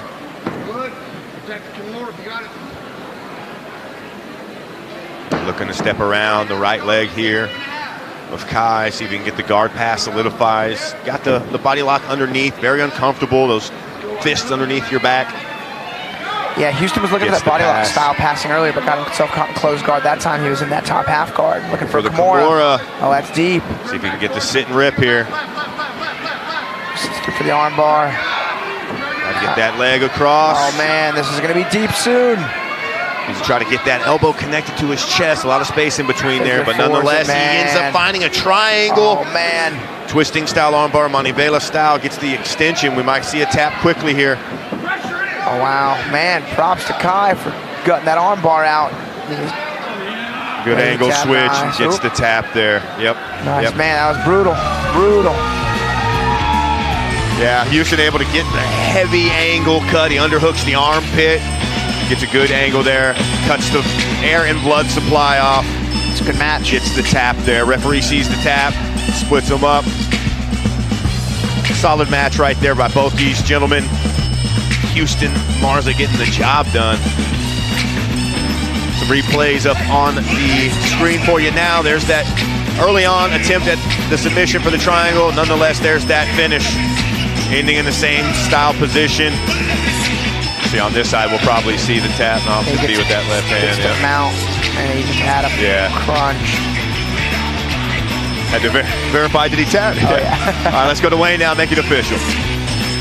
Ladies and gentlemen, your winner of this match with an armbar, Houston Marza. 4-ounce representative Houston Marza getting the job done. Congratulations to him here in this blue belt match. All right, keeping the action rolling. We're going to toss into Wayne now, meet our next set of grapplers. Please welcome to the blue corner, Tatiana Ziegler. Tatiana Ziegler, the 15-year-old representing Reign BJJ. It's going to be a 135-pound orange belt match. Ziegler going to be in the blue corner, makes her way over there now, settles in. Tossed away now, find out who her opponent is. Please welcome to the red corner, Alina Byerly. Alina Byerly, representing Full Metal BJJ, making her way out right now to the red corner. Her father, Ronnie Byerly, going to be the opening bout on our main card later on UFC Fight Pass right at 4:30. Make sure you're there. Tune in for that. We got some solid action for you. For now, Alina making her way into the red corner. She takes her lap around. She'll settle in over there. And now we can go inside to Wayne and get our introductions. The following contest is scheduled for 1 round with a 5-minute time limit in the teens division at 135 pounds. Introducing your first competitor, fighting out of the blue corner, representing Reign BJJ, this is Tatiana Ziegler.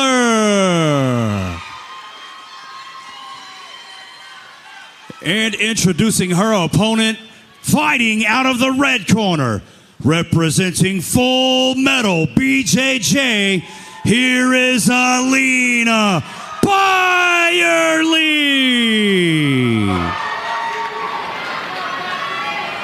All right, David Arande, your referee once more. Both of these ladies ready to go. Alina Byerly in the green gi, Tatiana Ziegler in the black gi. Guard pull quickly from her.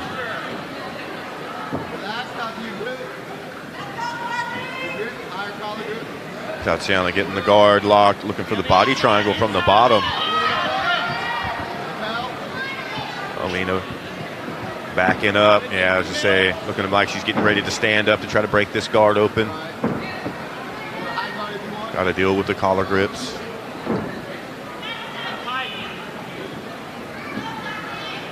Yeah, avoiding the closed guard is nice. Good little knee split there from Alina. Alina really tall. I was curious if she would get her knee in. Like such, long shin. Yeah, very tall frame. Did a great job. She needs to, not settle in that closed guard. Use the standing game to initiate the passes. Then once you kind of get past a knee, she's caught a triangle. Ooh, yeah.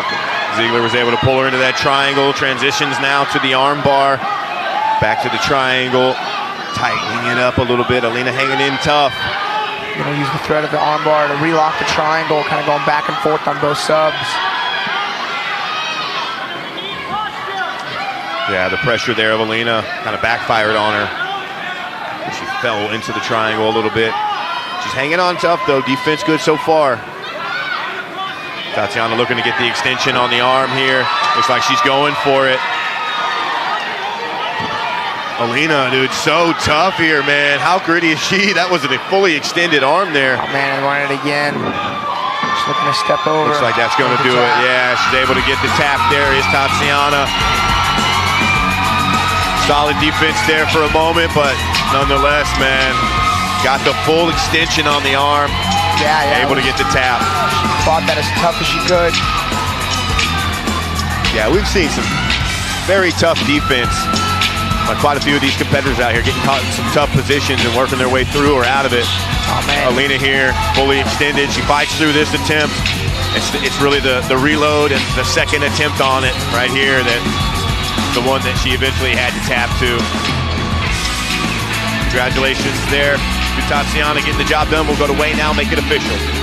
Ladies and gentlemen, your winner of this match with an armbar, Tatiana Ziegler.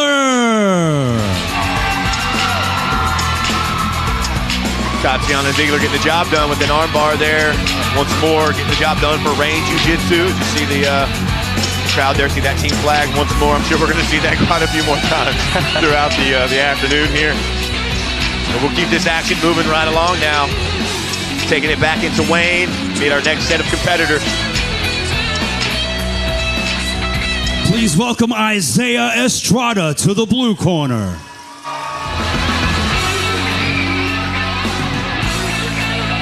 Isaiah Estrada, 12-year-old representing Muscles Jiu-Jitsu. It's going to be an 80-pound gi match here in the gray belt division. Isaiah He'll be in the blue corner. He's on the mat now. Going to take his lap before he eventually settles into that blue corner over there. That'll take us back to Wayne now to meet his opponent.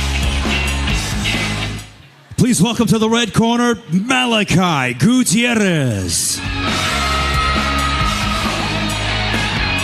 Malachi Gutierrez, the 13-year-old representing Gracie, Baja, Texas. Marching his way out toward the red corner. On the mat now. Shows his respect to the mat. All right, we'll go to Wayne now and get our introductions. Ladies and gentlemen, the following contest is scheduled for 1 round with a 5-minute time limit in the teens division at 80 pounds. Introducing to you first, fighting out of the blue corner, representing Musquiz Jiu-Jitsu, here is Isaiah Estrada. And introducing his opponent across the stage, fighting out of the red corner, representing Gracie, Baja, here is Malachi Gutierrez.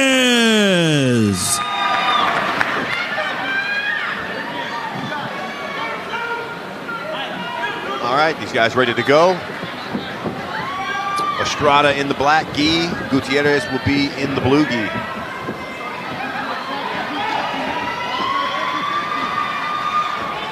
Grip battle happening on the feet here. Good collar drag there. Estrada getting it going, but Gutierrez looking for the level change. Gets to the double. Neck is in trouble for a moment. Looks like Estrada recognizes it. He gets going for the choke attempt here. That's an, arm in, open guard guillotines, the most common guillotine attempt, but probably the weakest one. Doesn't mean you can't tap guys with, but like in terms of just leverage, those open guard guillotines are tricky to finish. Getting his left leg across the back with, it'll help with some leverage, but you can't use it to reload the front headlock. You just gotta keep sprawling. Malachi working hard to get out, find himself in a closed guard now. Arm stuck inside as well. Yeah, now we're cooking with some a little bit tighter. Yep. The arm in does still relieve, a bit of the pressure on, in this scenario, the right side of that neck. But when you have full, lower body control, this one's gonna be rough. What he can do, Isaiah, is throw that left leg over the shoulder and morph this into a triangle. It doesn't feel like he can finish that guillotine. Yeah, with that arm so deep down in there like that, you can transition to that triangle pretty quickly. Yeah, I don't see the guillotine happening here. Just you can see his forearms pretty far under. There is a triangle transition. You just gotta jump that right leg over. But I mean, I don't think it's gonna be impossible by any means.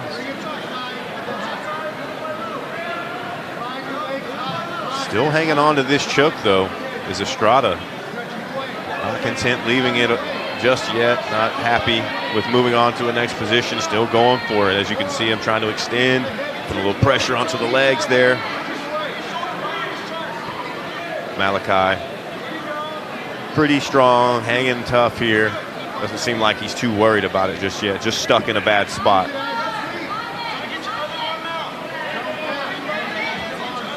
That guard is open. I'm curious if Malachi can maybe try to jump across, go cross-body style.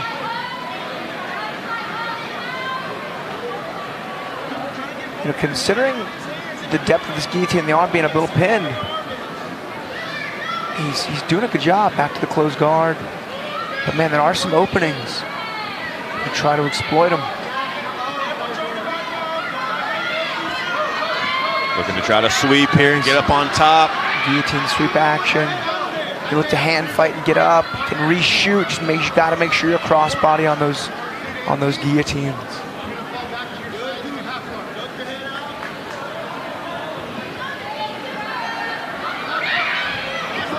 And Estrada just so content staying on the neck. Let's go of it now. After he solidifies the top position, he had to mount for a moment. Gutierrez able to put him back into the half. Crossface underhook. Trying to work himself out of that half guard and try to pass now.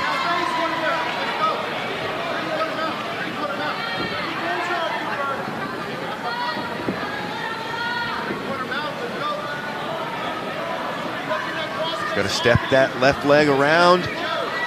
Ooh, nice sticky little hook there from Gutierrez. Malachi said, no, sir, it's not going to be that easy.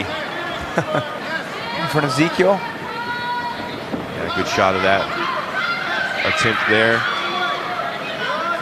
Oh, man, Malachi puts himself in a near prime position if he can get that knee through. Got 1 minute left here in the match.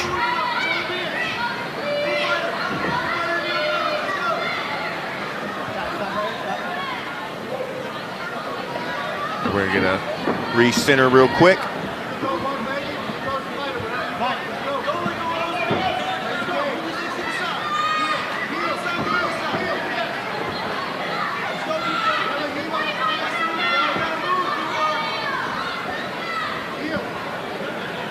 Estrada, double sleeves, spider. 30 seconds remaining. Gonna get something going here in the last 30 seconds. Yeah, jump a triangle.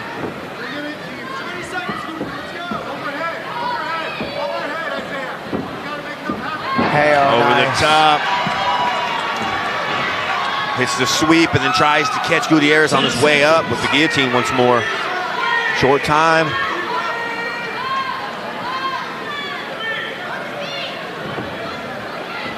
Looks like that's it. Good match, good sportsmanship between these young gentlemen. We'll have a referee's decision here momentarily.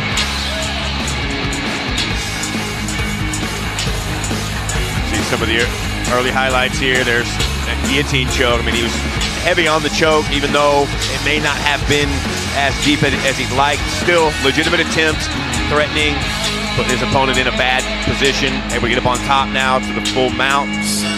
This is toward the end here. Overhead sweep. Tries to catch the guillotine on the way up. Good little transition there. We'll see what the referees have to say about it now. Let's go to Wayne and make it official. Ladies and gentlemen, the 5-minute time limit has expired, so we go to the referees for your decision.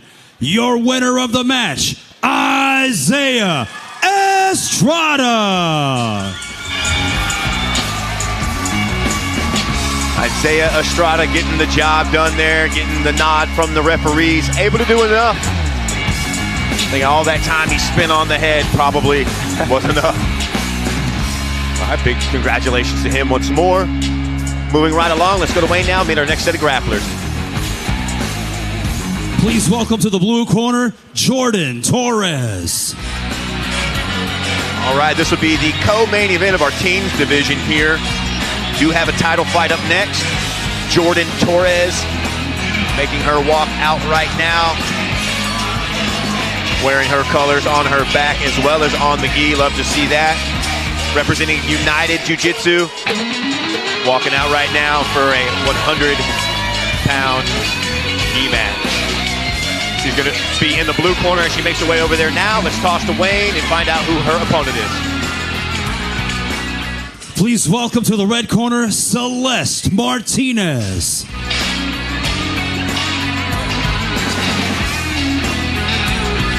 Celeste Martinez, you see that sporting her colors as well. Representing Carlson, Gracie here in Houston, Texas. See Mike Medina behind. He'll be competing a little bit later on as well. She'll be coaching right now. She's going to settle her way into the red corner. We'll go to Wayne now for our introductions. The following contest is scheduled for 1 round with a 5-minute time limit in the teens division at 100 pounds.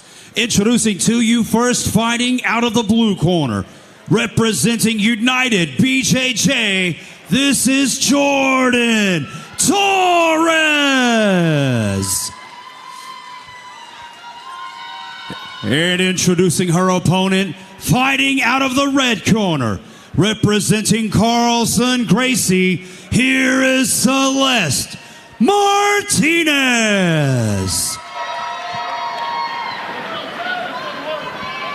All right, your referee once more, Damian Arande. This match is underway. Torres sits immediately. Gets to her closed guard. So yeah, one thing moving forward for anyone watching, looking to compete, we prioritizing not allowing closed guard to happen is such a tremendously effective strategy in these submission-only matches. I mean, in regular tournaments as well.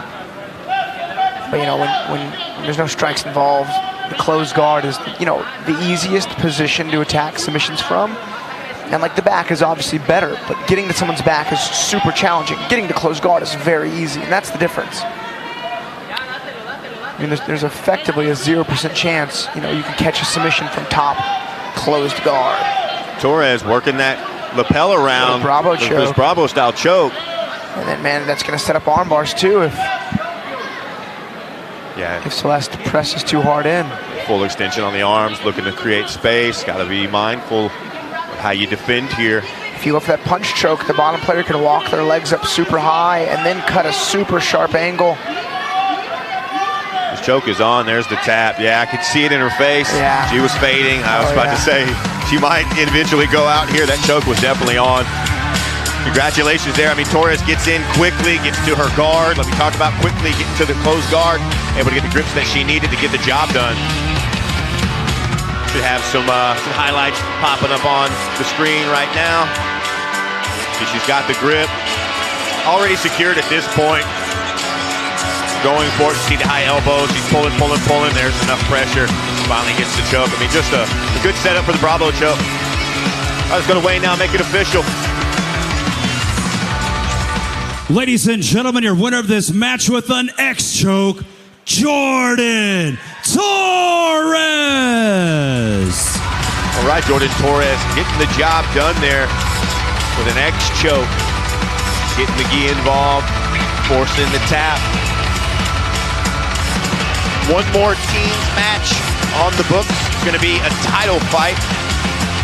Throw it away now and find out who those competitors are. Please welcome to the blue corner, Franklin Gumabon.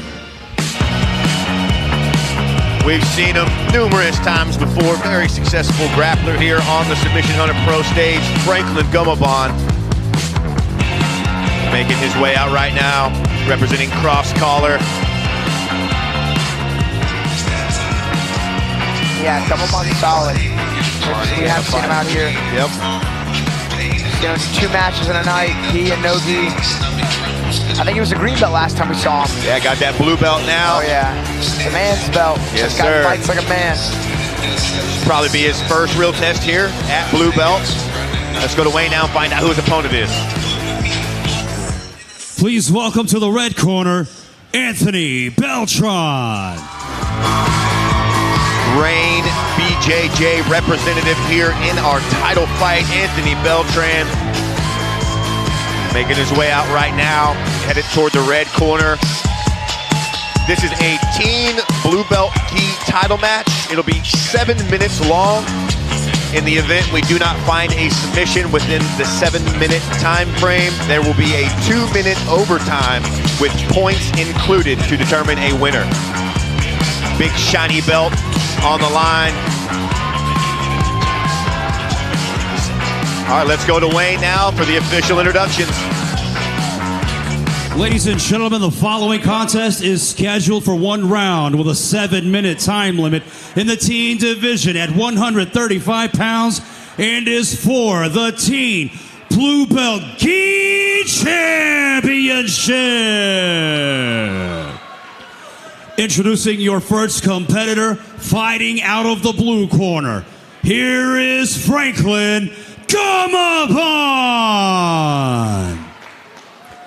And introducing his opponent across the stage, fighting out of the red corner, representing Reign BJJ, this is Anthony Beltran.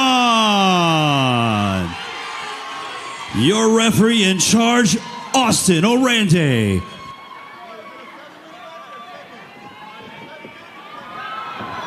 It's Damien up there. They got a little laugh out of that. 7 minutes on the clock. Both these gentlemen going to be jockeying for their grips here. There's the guard pull. Beltran gets to his guard quickly. Yeah, we've seen Gumabon use some really cool wrestling. Always in on a straight ankle lock. Back quickly for the straight ankle lock. Beltran super hip to it. Was able to step that foot out. Yeah, Gumabon may have noticed the tape on that ankle and went right for it immediately. always a good tactic to go ahead and tape both ankles if you've got a wounded wing there, just so they can't really tell which one it is.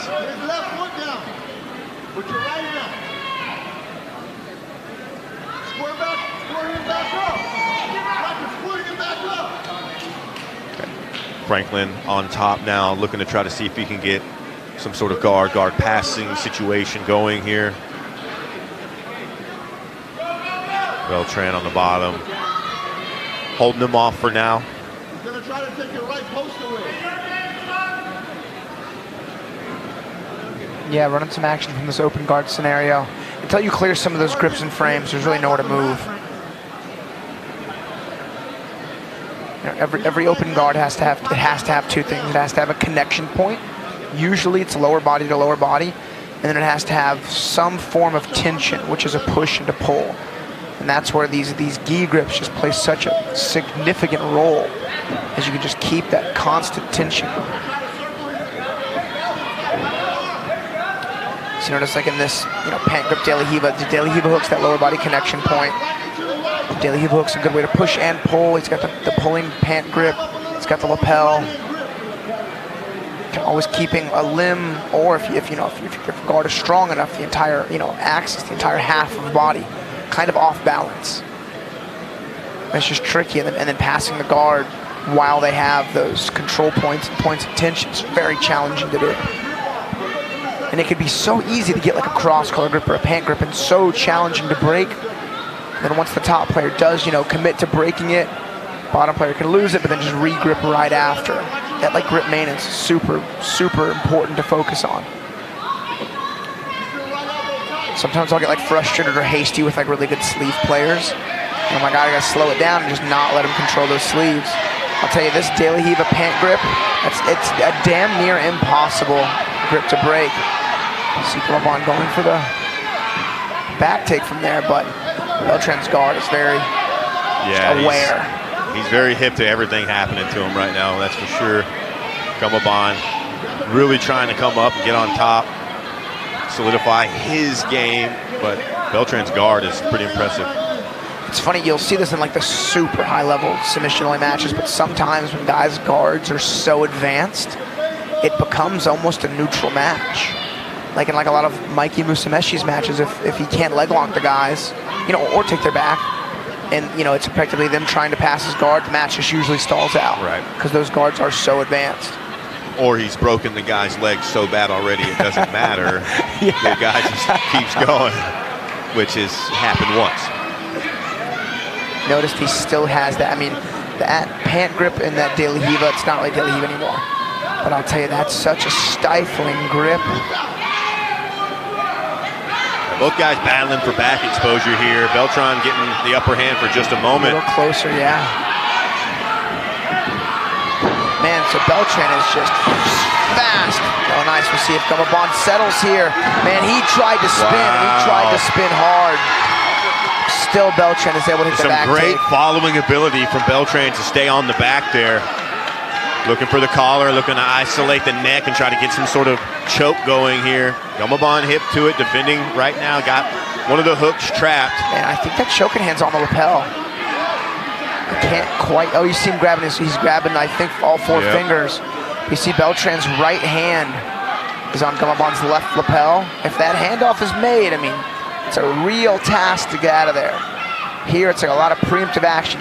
If your back is taken, you're gonna not let that choking arm grab that collar. And you can see Gonzalez knows that. Grabbing his on the collar, chucking his chin. Cannot allow them to grab the lapel. Full body triangle here from Beltran.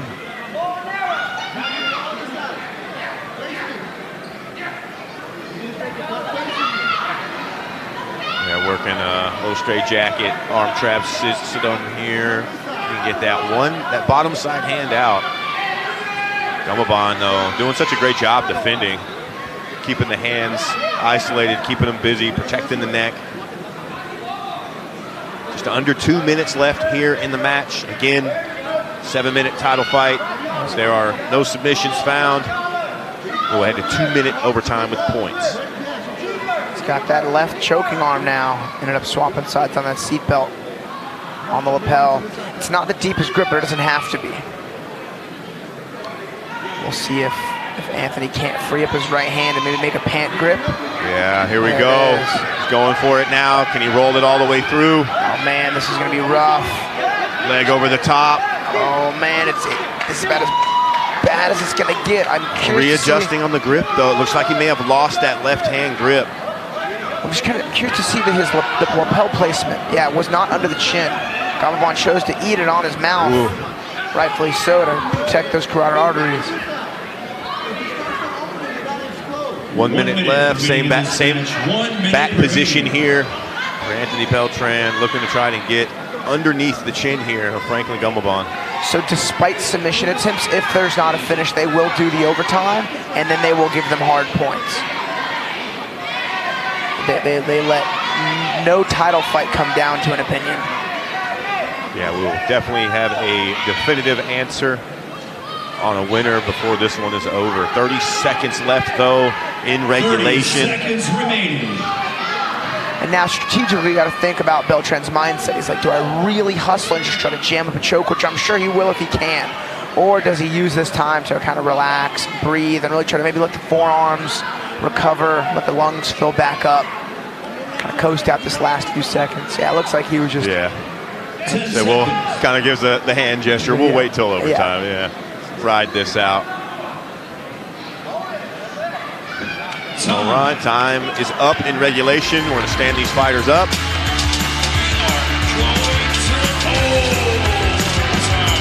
A few highlights here during our regulation period.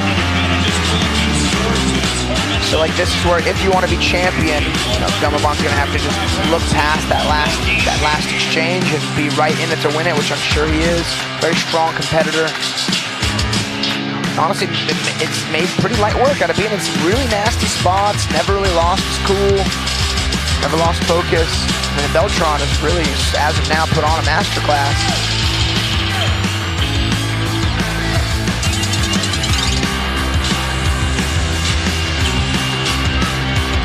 All right, both these gentlemen fixing their uniforms, retying their belts. 2 minutes on the clock now.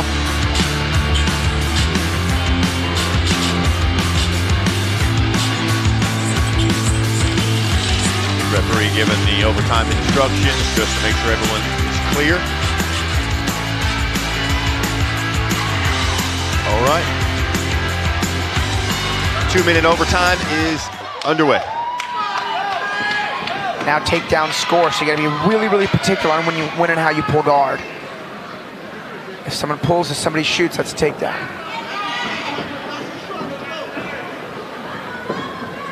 See Gummelbaum almost trying to bait Beltran, and I think he's trying to anticipate maybe a guard pull. And I'd be curious, normally you don't need grips in these submission matches to pull guard, but in tournaments you do. Yeah, so notice that was a very safe. He like got low, made the grip, and changed levels all kind of at one moment. So this is where things can get a little bit tricky. I'd be curious if we go beyond, the 2 minutes, which, I mean, we'll see people stay in close guard for a while. Oh, nice. So the matrix attack here. Can he sweep with it? Man, Beltran needs to try to get on top. I mean, granted, he is stuck in this ankle lock. That's deep. On a straight ankle lock, super deep. Oh man, you see Beltran grimacing. And that seems to be the ankle. Yeah, the ankle that's taped already. And there's the sweep. Yep. Advantage, Gummelbaum, sweep, Beltran. Gummelbaum's got to super wrestle if he wants to put himself back in this match. One of the downfalls of going for those straight ankle locks is if you end up on bottom, you give up the sweep. Your competitor gets that foot out, you're on bottom, and that's 2 sweep points. Gummelbaum looking to jump through for the pass. See, and that's where, man, in regular tournaments, it's weird. It almost penalizes you for going for a submission. It's almost anti-jiu-jitsu. Right. I know there's a big topic on jiu-jitsu scoring. I think it is as backwards and outdated as it could be. Oh man, another sweep there from Beltran. Sweep here. 2 points more on the board. Beltran looking to step over for the pass now. True, man, Beltran's finishing strong. Yeah, 3 points now for the pass. Looking for the submission here. Ripping the Kimura out. Had a little bit of clearance over the body for a moment. Finishing hard. Going to go on to win by points. Dominant performance there in overtime by Beltran, racking up 7 points. And for anyone unfamiliar with these kids, we've seen Gummelbaum crushed dudes in the past. Gamon's a tremendous grappler, tremendous competitor. Absolutely, And Beltran, I mean, he hard won that match. Taking nothing away from Franklin Gumabon, one of the toughest team competitors we have seen. Like you were saying, Alex, we were just so used to seeing him smashing and doing the pressuring. In this overtime period, though, Anthony Beltran, you see some of the highlights now, able to put on the pressure and get the points racked up. There's that knee cut pass. Looks for the Kimura right there. Gets a little bit of body clearance. It was a wrench on that. Right, let's go to Wayne now. Make this one official. Ladies and gentlemen, your winner of this match in overtime by a score of 7-0. And new 135-pound team blue belt champion, Anthony Beltran. There's the matchmaker, John Bailey there, putting the belt on the shoulder of Anthony Beltran, our new champion here in the 135-pound team blue belt division. Big congratulations to him getting the job done by points there in overtime. Yeah, it was a great match. That wraps up our teens division. We're gonna go now to Wayne and meet our first set of purple belts. Please welcome to the blue corner, Jonathan Harden. All right, Jonathan Harden making his way out now to the blue corner, representing Team Finesse. This is gonna be a 170-pound no-gi match. Finesse Jiu-Jitsu, phenomenal wrestling academy, lots of great no-gi out of them. Let's go up to Wayne now, find out who Jonathan's opponent is. Please welcome Travis Rendon to the red corner. Another Muskies Jiu-Jitsu representative. Travis Rendon making his way out right now. He's going to be walking out to the red corner. Making his way there now. He's going to have to take that hoodie. Yep, there we are. We know it's cold in here, brother, but you can't compete in the hoodie. All right, he settles his way into the red corner now. We're going to go to Wayne now for our introductions. The following contest is scheduled for one round with a 7-minute time limit in the purple belt division at 170 pounds. Introducing to you first, fighting out of the blue corner, representing Team Finesse, this is Jonathan Harden. And introducing his opponent across the stage, fighting out of the red corner, representing Muskies Jiu-Jitsu, here is Travis Rendon. All right, there's Austin Arande, our referee for this match. These gentlemen slap up. The match is underway. First purple belt match of the afternoon here.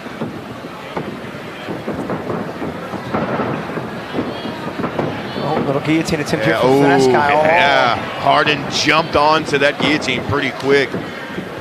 Yeah, it's going to be Jonathan Harden on top with the longer hair. Travis Rendon on the bottom. Rendon looking for a bit of a mirror lock.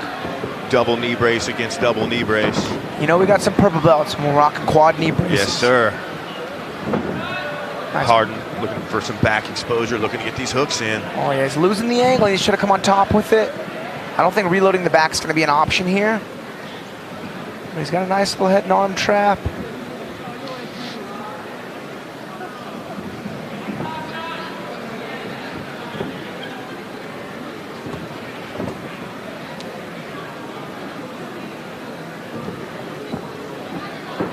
Reversal there from Rendon. Looked like Harden's pretty okay with giving up the position, though.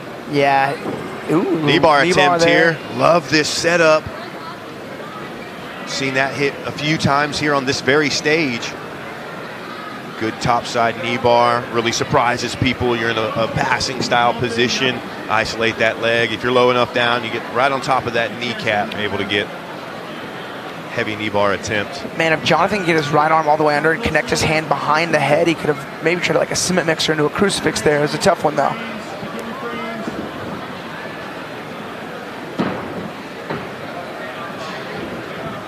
Toe hold attempt from Travis, but just no real grip to start. You see Jonathan, he must like this guillotine. He's looking for it hard. So Travis is really hand fighting. Uses the chin strap to try to get out of the back.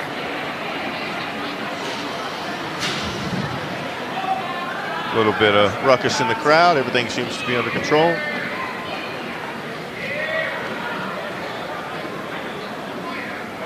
Harden on top, still looking for a passing scenario here.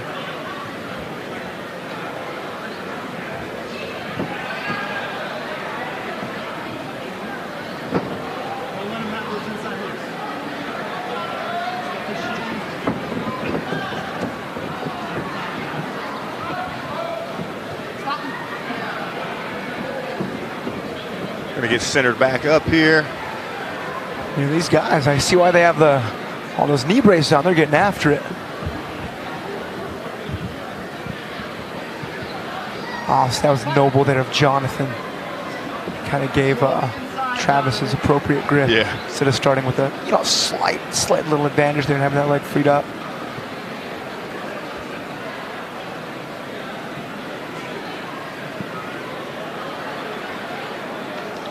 Like just about 2 minutes left here in this match. I'd be curious if Steve could if Travis could just drive his hips forward, because that ankle was in a weird spot. It'd be a mean mock craft on the fly knee bar, but I mean, whatever gets the job done. Say all is fair in love and war, and it's definitely war. See Travis dropping back in on a leg. He's going for that outside. Oh, she's got a nice bite. Oh, but he didn't little have bite on the heel there. Yeah. So that outside Ashi position's great, but only if you have a hard wrap on the ankle or the heel trapped. If the leg is free, that's a tricky position to get. Nice little wrench there. Could try to come up to a calf crush. Now he's standing on the leg. He's low, but it doesn't make it not a good attempt. 1 minute remaining in this match. 1 minute remaining. Harden trying to get on this back here.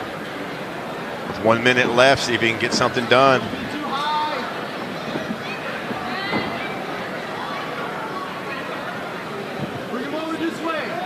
Man, if he can secure a full back take, I mean, this has been a super close match. I mean, both guys got a lot of pretty shallow subs in the mix. 30 seconds remaining. I'd say Travis's leg attacks probably put him ahead. So, Jonathan had some guillotines. Travis had some leg attacks.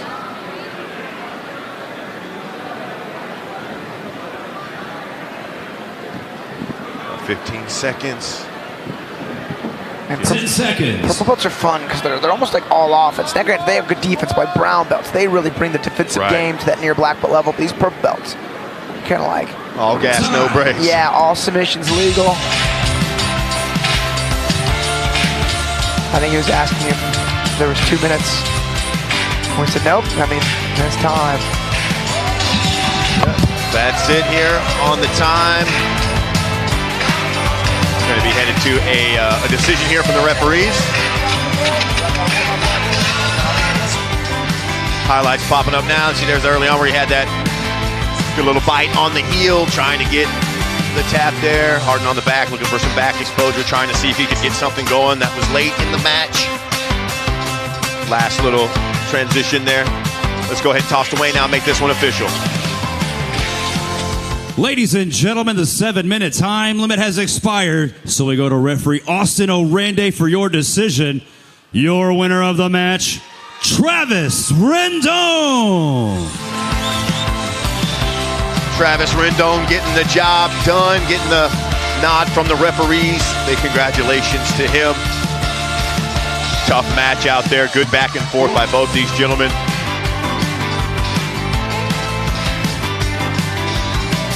All right, keeping our purple belt action moving.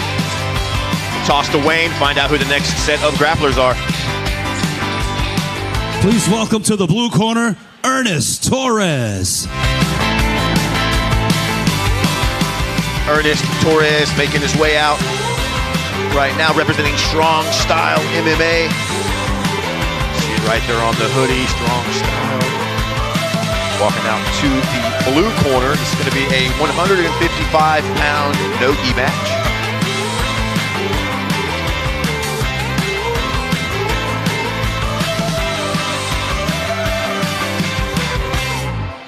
Makes his way onto the mat. He's going to settle in over here into the blue corner.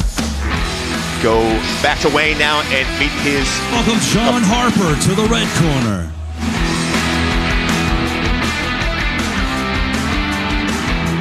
John Harper making his way out right now to the red corner, representing Carlson Gracie. Carlson Gracie fight team here in Houston, Texas.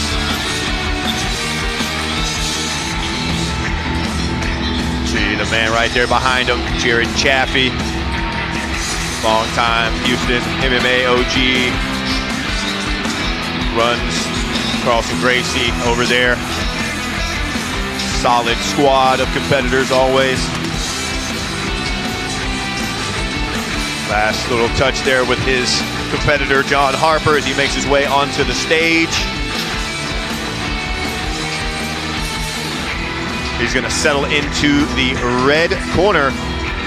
We'll go ahead and toss to Wayne now for the official introductions. Ladies and gentlemen, your next match is scheduled for 1 round with a 7-minute time limit in the purple belt division at 155 pounds. Introducing to you first, fighting out of the blue corner, representing StrongStyle MMA, here is Ernest Torres. And introducing his opponent, fighting out of the red corner, representing Carlson Gracie, here is John Harper.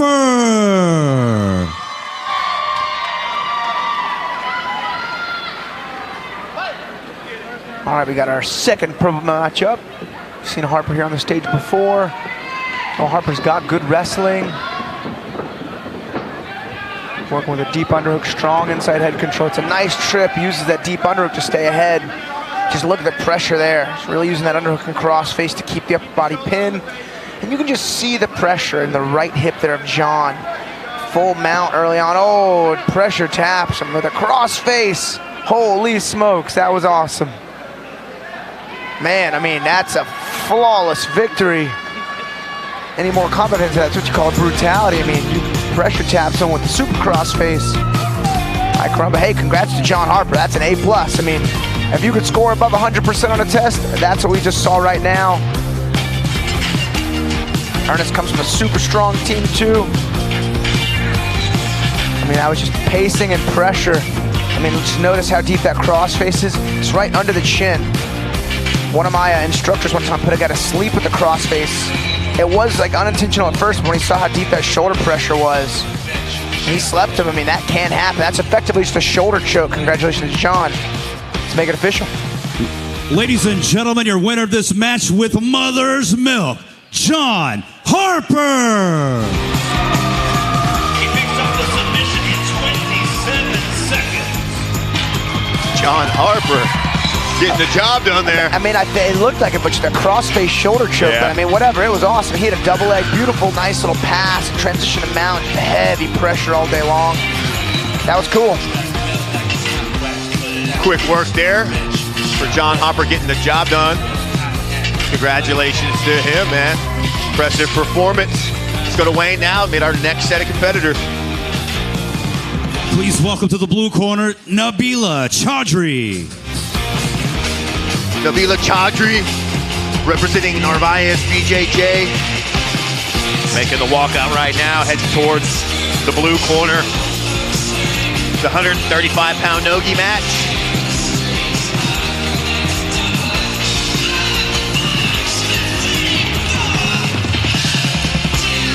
Narvaez, BJJ, Roger Narvaez, down in the Corpus Christi area, I do believe. Yeah, their last show, they went 3-0 with 3 subs. That's a strong team on a hot streak. All right, she's settled into her corner. Let's go to Wayne now and meet her opponent. Please welcome Gianna Bailey to the red corner.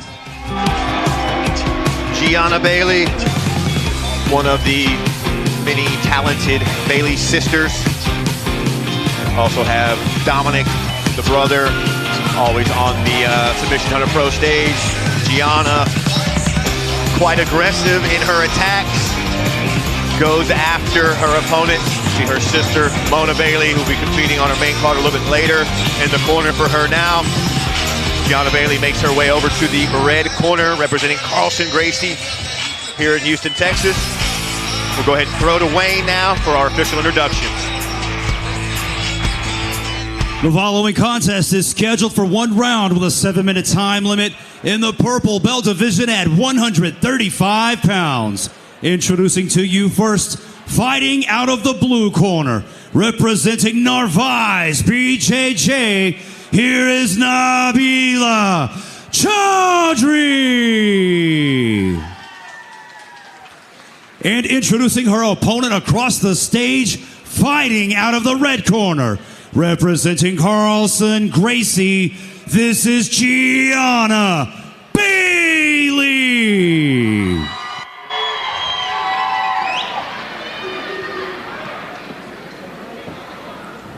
All right, both these young ladies ready to go. Chaudhry gonna have the braids, Bailey with the curls. Bailey rocking some NoGi de la Hiva. Off your head, get it off your head. Break the grip off your head and posture. There you go, drag your weight in.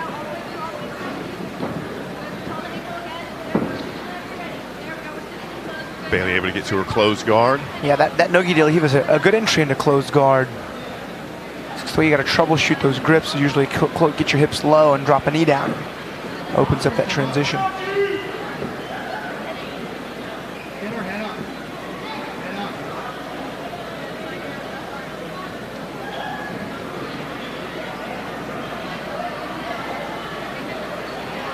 Yes, you're using this closed guard. Well, she was going to try and isolate that far side arm. A nice Still little going for it. 2-on-1, yeah. Head up. Too far forward. There you go. Stand up. All the Bailey family members, anytime they're out here competing, you just see such a calm demeanor on their face. They really don't show a whole lot of emotion or expression, unless it's Dom. He's usually smiling at the camera. He's really the only one, but Yeah, all the girls pretty stone-faced. And they all compete so much. There's such value to staying active on the stage anywhere. And I know they do submission-only matches, big tournaments. I mean, it's just good to stay active. Our fences for standing up. Body triangle being worked from the bottom there. Looking to get an Kimura. It's going to be tough.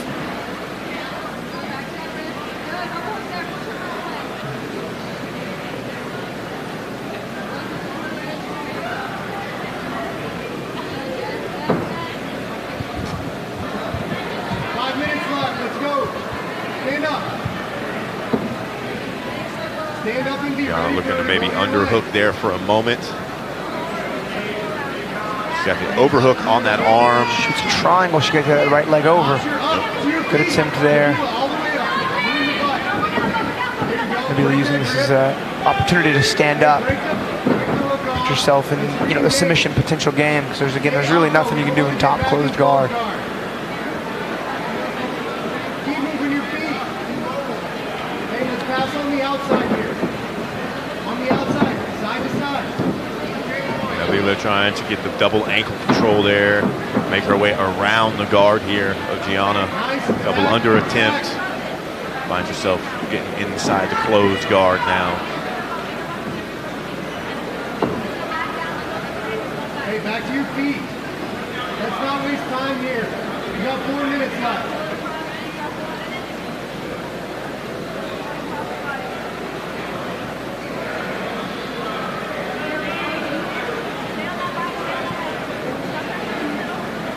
Back to your feet. Let's go.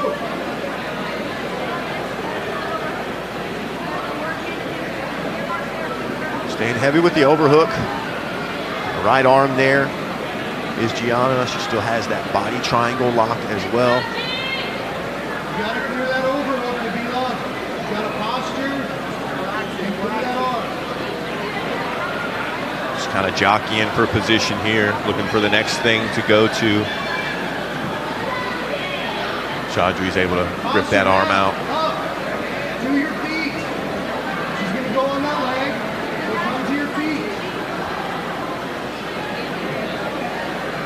Choosing to stay with that body triangle. Oftentimes it's used for a control point, but the guard does have to open in order to sweep most of the time or to set up any sort of submissions. So kind of a 3 minutes, let's go. checkpoint position, as you could call it. See what's happening next, per se. You can see Nabila just kind of like palming the throat. Heavy but I mean, pressure on the neck there, yeah. Drive your knees in. There you go. Sometimes enough to get your opponent to move or let go or struggle just enough to release the grip that they have on you. Break that grip and then aggressive. Same position here, about 2.5 minutes left. Nabila Chaudhry on her feet in an outside passing scenario. Gianna Bailey looking for that NoGi de Hiva. Locking up a tight grip on that ankle now, kind of a Aoki style grip.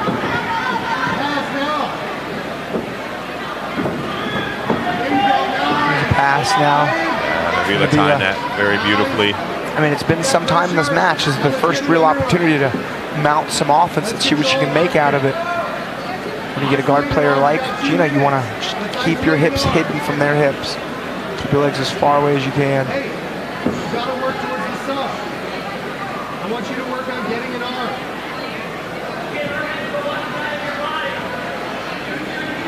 Now the real trick is you got to, create some space if you want to try to, snatch up an underhook, get a Kimura or an armbar. And when you get a good guard player like Gianna, they're just going to swing those knees right back to the inside. You see how she already trapped the ankle.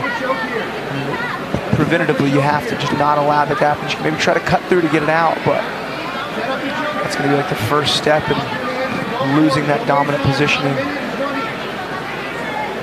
Yeah, Chaudhry working her arms in. We're trying to get around the neck here of Gianna. 1 minute. We'll see if Nabila could use that left arm, kind of bail on that 1 minute remaining in this match. current grip, go for a... Control the head. No, she does have a chin strap, okay. Yeah, not sure. Trying to get her hands together and feed now through she's got for a Darce. Darce scenario, yeah. She's got it locked. That was subtle. She didn't see the handoff. Yeah, looking to get on top and solidify. 40 seconds left in the match. It'll be hard to tap her there. Probably the most significant submission attempt so far here. 30 seconds remaining. Gianna trying to push, Yeah, it's a good one. get herself out of it. Keep that pressure on. Trying to push that leg and get up and over. Don't let her flat. Oh, man, this is deep. Gives her the full mount for it, too. Drive your hips down. I don't have the dexterity in my shoulders to try to pull this off. 10 seconds left. She's Good for Nabila, man. She was able to really turn it around just the last maybe 90 seconds. Time. That's probably going to be enough. We'll see what the referees have to say about it, though. Good back and forth between both of these young ladies. Yeah. Good stuff. See, there was some good scrambling ability from both of them, but probably the most significant thing right there at the end from Nabila, probably locking up that Darce. So Yeah. we'll toss to Wayne now, see if we can make this one official.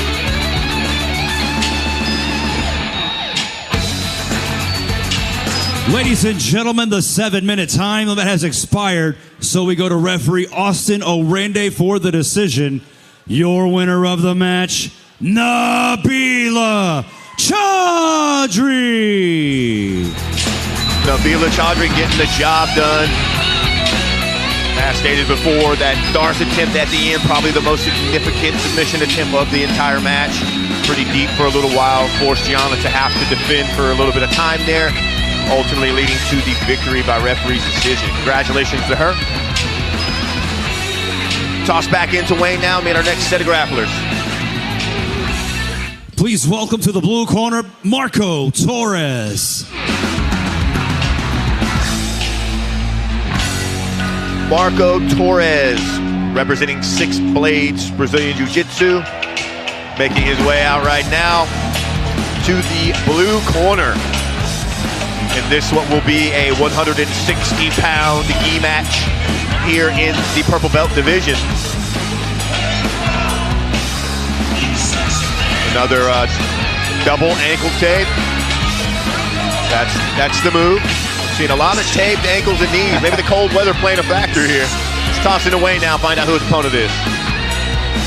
Please welcome Daniel Glebov to the red corner. Daniel Glebov from Rain, BJJ. Taking the stroll across the stage, down the stairs, where he will be headed into the red corner.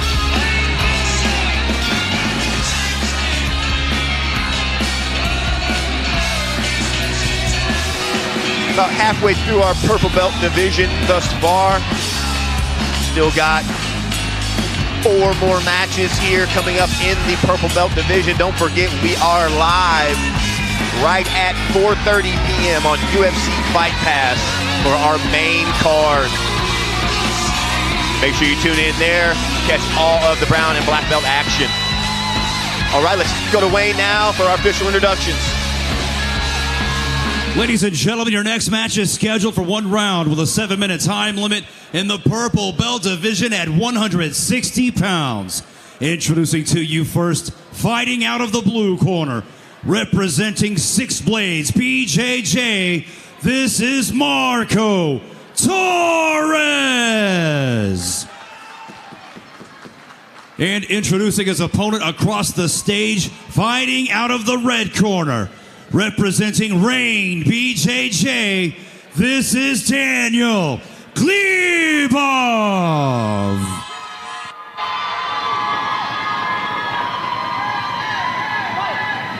All right, Austin Arande, your referee for this match. Purple belt action underway.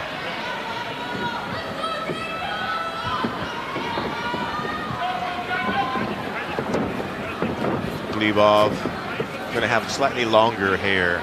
Marco Torres with the blonde top. Glebov pulling guard. There you go, nice pass there. That pant grip just so effective and turning the hips. Get past those legs. Trying to solidify a pass here. Got a little foot stuck. There we go. Referee's on it. Right on top of it. Daniel with a good regard, getting that left leg in deep. Does get some good dexterity.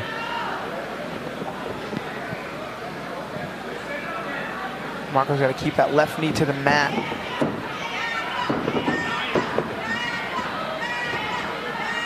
And he's getting so close. And that's what's so crazy about, guard passes. You can be 99% through, and you let up for just an inch or a second, and then right back to it. I mean, you can even get 100% pass, but the moment as any space is created or some pressure is released, just right back in the guard. Yeah. Very unforgiving. Nothing worse. You're, like you said, 99% around the corner, and you're about to solidify chest-to-chest position, and that little foot creeps its way in. Like, oh, come on, man. Yeah, I tell my guys, you have to have an unpassable guard mindset. And that doesn't mean your guard will never get passed. It means if it gets passed, you are re-guarding hard, spending 0 seconds beyond that guard. And I'll tell you, man, Marco's showing some great passing against a good guard. Nice, got a nice little Kimura locked up. Going for it. Behind the back. Oh, man, wow. Dan did a good job kind of like rolling with the rotation. He's not in a much better position. He's getting Americana. You don't see this that often. Not very often, not at the purple belt level. It's just the Americana requires so much control for one joint. Usually the person getting attacked can really rotate out. Man, he's making it count though. Wow, turns it into an arm bar. Into a maybe omoplata. What attack? Daniel Glebov with some impressive defense, but I mean, Marco Torres just putting the submissions on him. Marco making it look so smooth too. Yeah, there's the big step over. Nice the omoplata. Now can we see the retention here? He'll watch his own arm here. Ooh. Oh, the elbow's a little shallow, but doesn't mean he's out of it. Nice, he did pull the elbow out hard. A good thought process there from Glebov, looking for that arm. Yeah, what a match. Not even halfway through yet. Marco's got really good preemptive positioning. His knee and his underhook just always seem to be in the perfect spot before the position's established. Great foresight here from this grappler.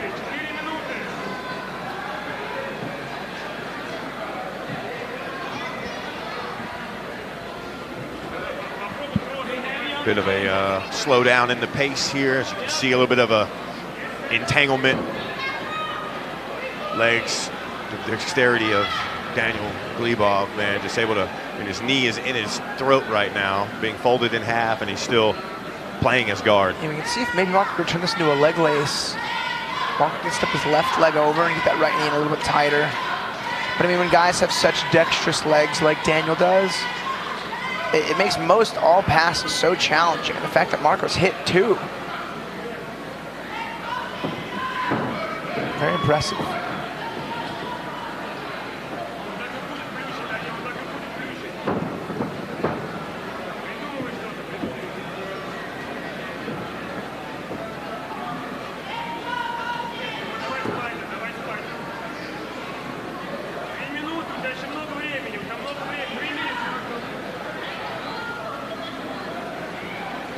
Just under 3 minutes to go.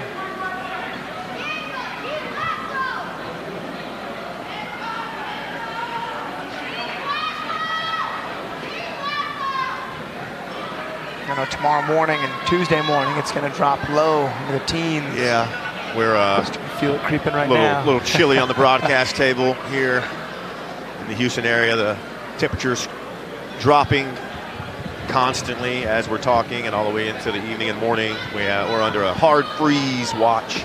So make sure you keep your pipes running, or as they say, keep them dripping if you live in H-Town. Oh yeah, another nice Another pass. Kimura here. Man, oh. The flexibility there in Glebov's arms as well, his ability to rotate through with that circular braking pressure. Is it on a leg? Oh man, Marco did a great job knowing when to bail. Now Marco, his passing into his submission's really sharp. Notice he's always cutting through with that leg.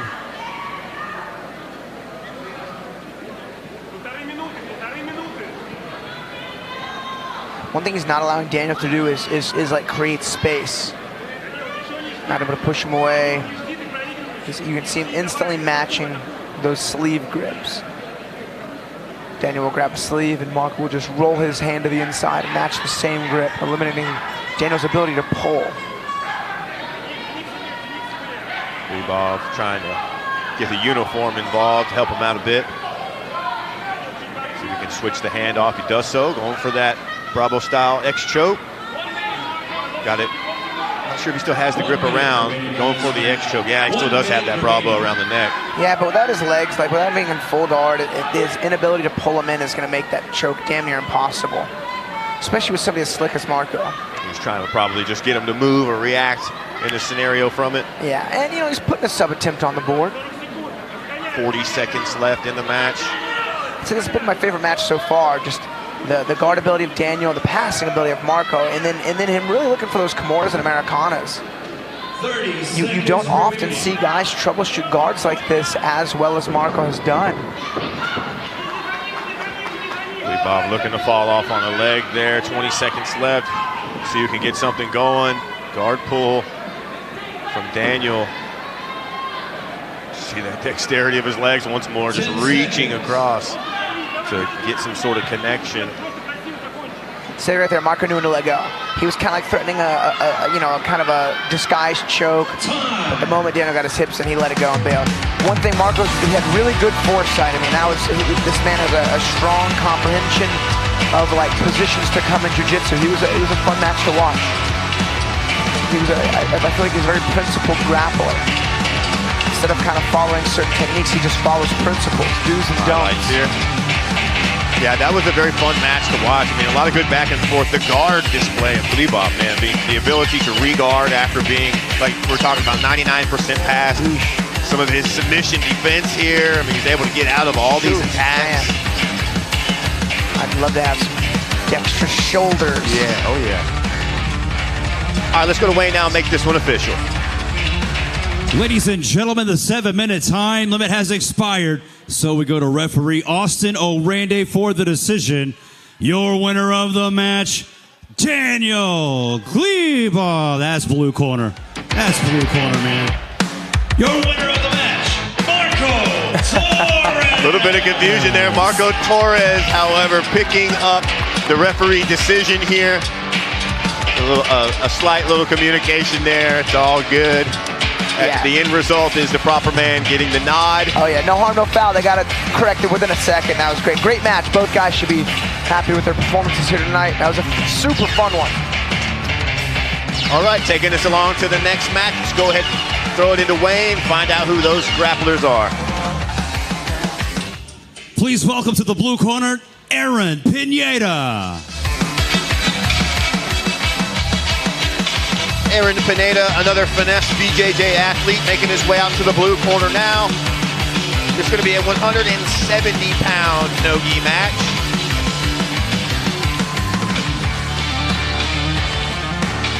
Shout out to the old school America Venom shorts. I fought a couple of MMA fights in those shorts. Those are the ones you knocked out Baby Monster in? They sure are, I think I remember that. Sure yes, are. sir. Watched that video enough. Oh, yeah. All right, he settles into the blue corner. Let's go to Wayne and beat his opponent. Please welcome to the red corner, Urban Sanchez. Urban Sanchez representing Dream Art, making his walk right now. He'll be coming down to the red corner. Dream Art San Antonio is the gym.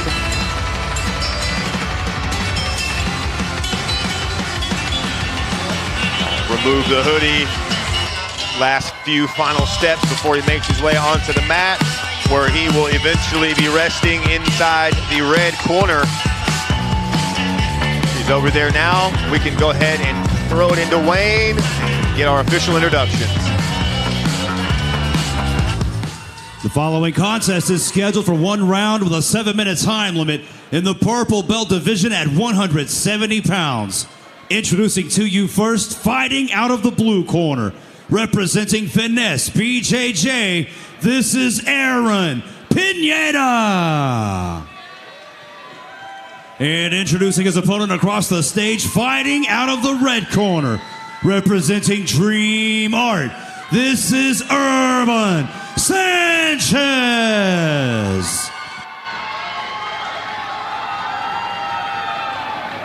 All right, Austin O'Rande on duty as the referee. Fist bump in the middle. These guys are ready to go. 7 minutes on the clock. Aaron Pineda, as we talked about, in the red, white, and blue shorts. Urban Sanchez in the all black getup. Foot sweep to a single leg. Yeah, Urban looking to get the dump here on the single leg. Pineda wanted the neck. Big dump, yard pass with it. Neck's being cranked on. Got a bite on the guillotine. Head's about to pop out, though. There's a sweep. We'll see if he reloads it again. Ooh, quick pace. Yeah, Urban Sanchez looking for big takedowns.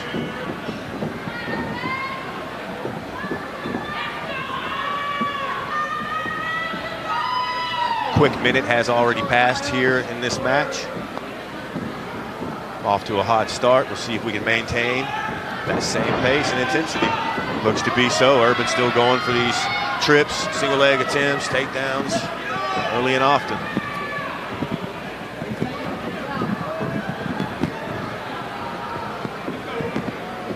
Very physical match. You do really want him to pull guard. See some shots, we saw some counter guillotines. A little get down rule in effect. Yeah, that's 30 seconds, or I'm sorry, 90 seconds with no takedown.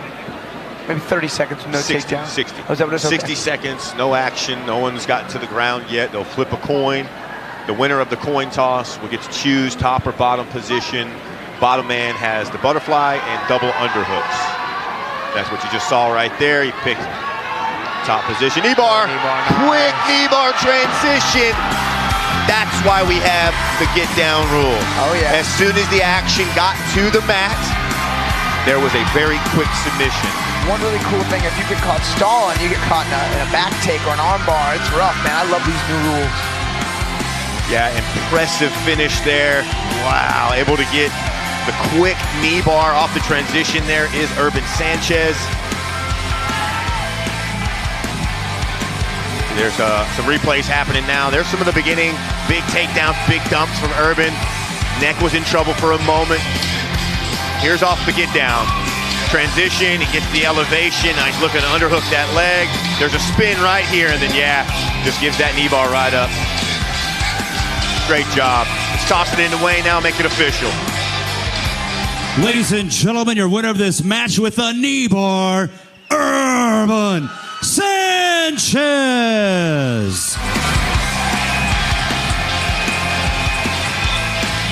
Urban Sanchez getting the job done by knee bar.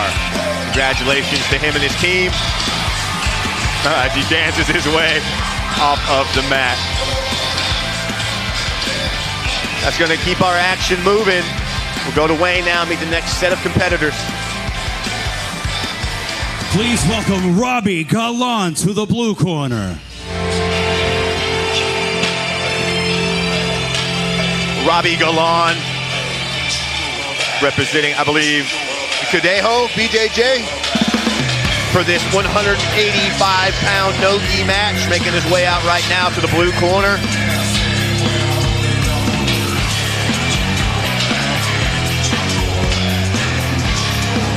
Just a couple more purple belt matches on tap here before we head over to UFC Fight Pass for our main card. Right at 4:30, we're getting the action started there with some brown belts. Got a title fight as the main event. Robbie making his way onto the stage now. He's going to settle into the blue corner. We're going to go ahead and toss to Wayne now, meet his opponent. Please welcome to the red corner, Kevin Hernandez.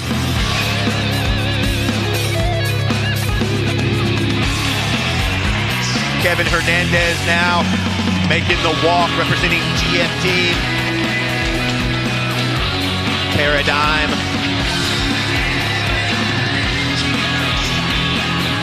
Making his walk up onto the stage now. He's going to head over to the red corner.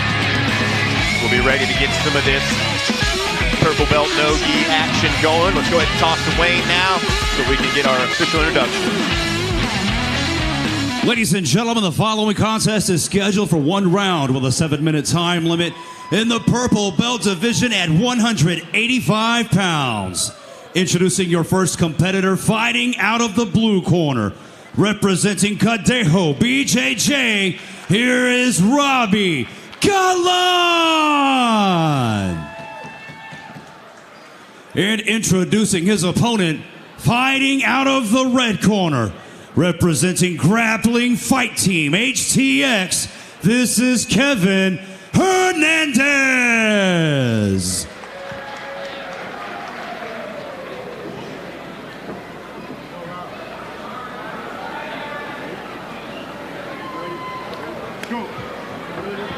All right, this match is underway. There's the slap, there's the bump. Gallant is going to have the top knot, or we'll go with the short sleeves. How about that? Hernandez will have the long sleeves.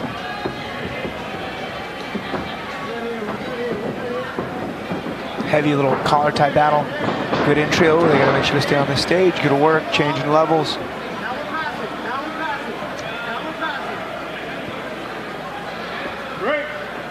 Quick reset to the center.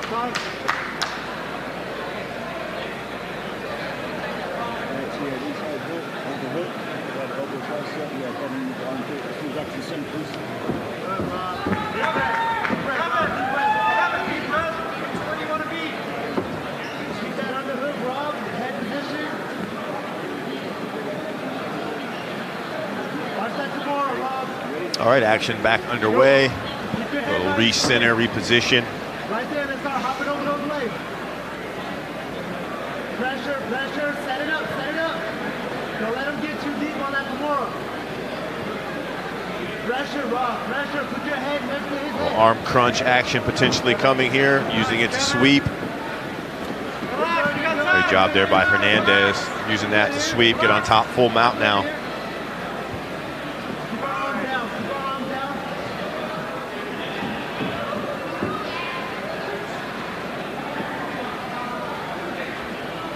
Like the frame is- Applying some shoulder pressure. Galan looking to try to bump and create some sort of opportunity to escape or recover, but man, Kevin Hernandez now putting some heavy pressure.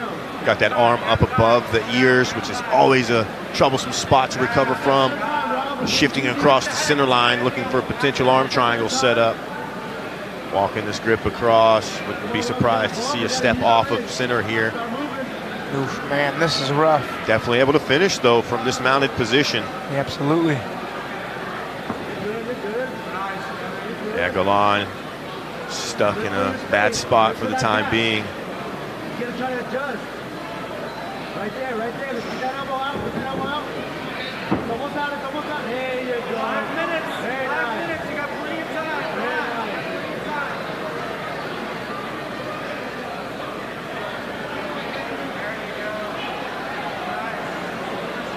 There you go, Rob. There it is. Control your breathing. It's good here, look at the adjustment. Come out, come out, come out.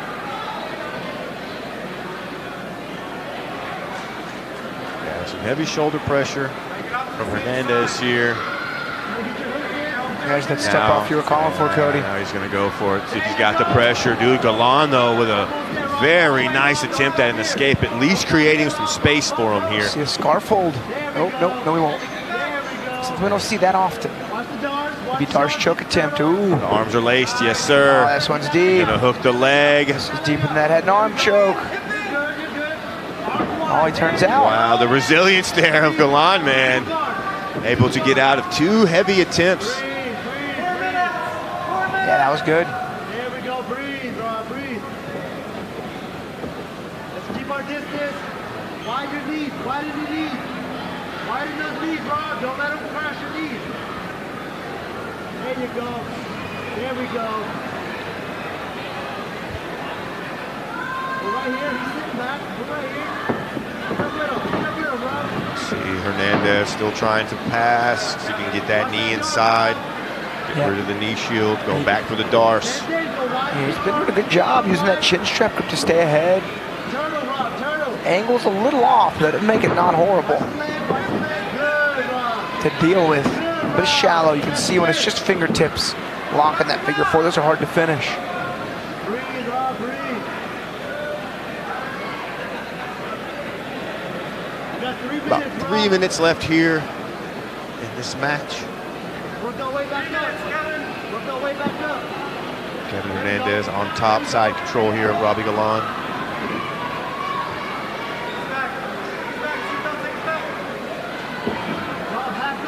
Yeah, Hernandez did a great job staying beyond the guard. There we go. There we go. Like transitioning a lot, attacking a lot, and still maintaining. All the For way. the Top dominant isolation position. of the arm there, thought about a Kimura for a moment, did Hernandez, but Galan rips away from it. Outside that leg. Start wrestling up.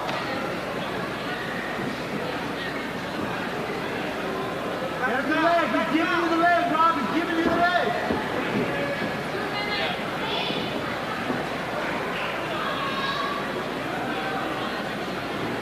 Just a grinding pace here Go, Rob. for Hernandez. Get the turtle. Heavy wrestle chest up. pressure, constantly tripoding, driving. There we go. There we Robbie go. Galan Outside down the leg, into outside the leg. mat. Wrestle up. There we go. All the way around to the other side now. Under 2 minutes now left in the match.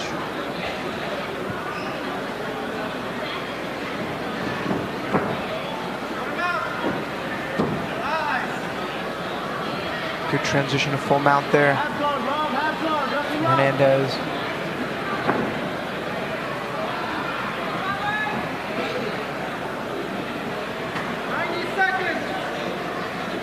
Man, he's backing on that head and arm choke. Both times, the wrist is actually trapped. Like, it's got the arm in position, but it's got that little wedge. Notice the right hand of Robbie is still in the mix. Gives the hang loose sign. He's cool. All good here, yep. Definitely an uncomfortable position, but I'm not sure quite the necessary finishing mechanics are in place there. There was probably more torque on the shoulder than there was strangulation of the neck. 1 minute remaining in this match. 1 minute There we go, remaining. 1 minute left. Been a good scrap so far. Good submission defense there from Robbie. Good submission offense here from Kevin. He's got another shallow darce, nearly locked. He's in the knee shield though.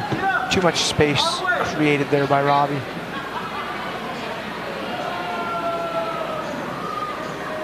Getting down to short time, 30 seconds or so. 30 seconds remaining. There it is, 30-second warning. Hernandez looking to pass around once more. Ooh, the little pass straight to the knee on belly there. Yeah, real good knee placement from Hernandez this entire match. We might be finding ourselves headed to a decision with 10 seconds left. You see the hand's not out this time. Not quite out of time, but good match for these guys. Yeah, great match. Like Hernandez started turning it up and pouring it on a little bit toward the end there. A lot of submission attempts, a few different arm triangle scenarios for him. Galan able to fend all of the submission attacks off, but may have found himself just a touch behind on the decision. We shall see what the referees have to say about it though. Anything can and will happen here on the Submission Hunter Pro stage. We'll go ahead and toss it away now and make this one official. Ladies and gentlemen, the 7-minute time limit has expired, so we go to referee Jason Solis for your decision. Your winner of the match, Kevin Hernandez. Kevin Hernandez getting the job done there, able to get the nod from the referees. We're going to take us into a brief intermission. The all main card competitors, please report to the locker room. All right. For the rules meeting. Looks like we're going to be taking Main card on UFC Fight Pass. a short intermission here. About 20 so minutes. Stop by, visit our good friends. We're going to be headed over to UFC Fight Pass for our main card, where we'll start with the brown belts. Be 5 brown belt matches, and we'll follow that up with a bunch of black belt action. That's going to do it for the time being. We'll see you guys here in about 20 minutes or so for the main card. We'll talk to you then.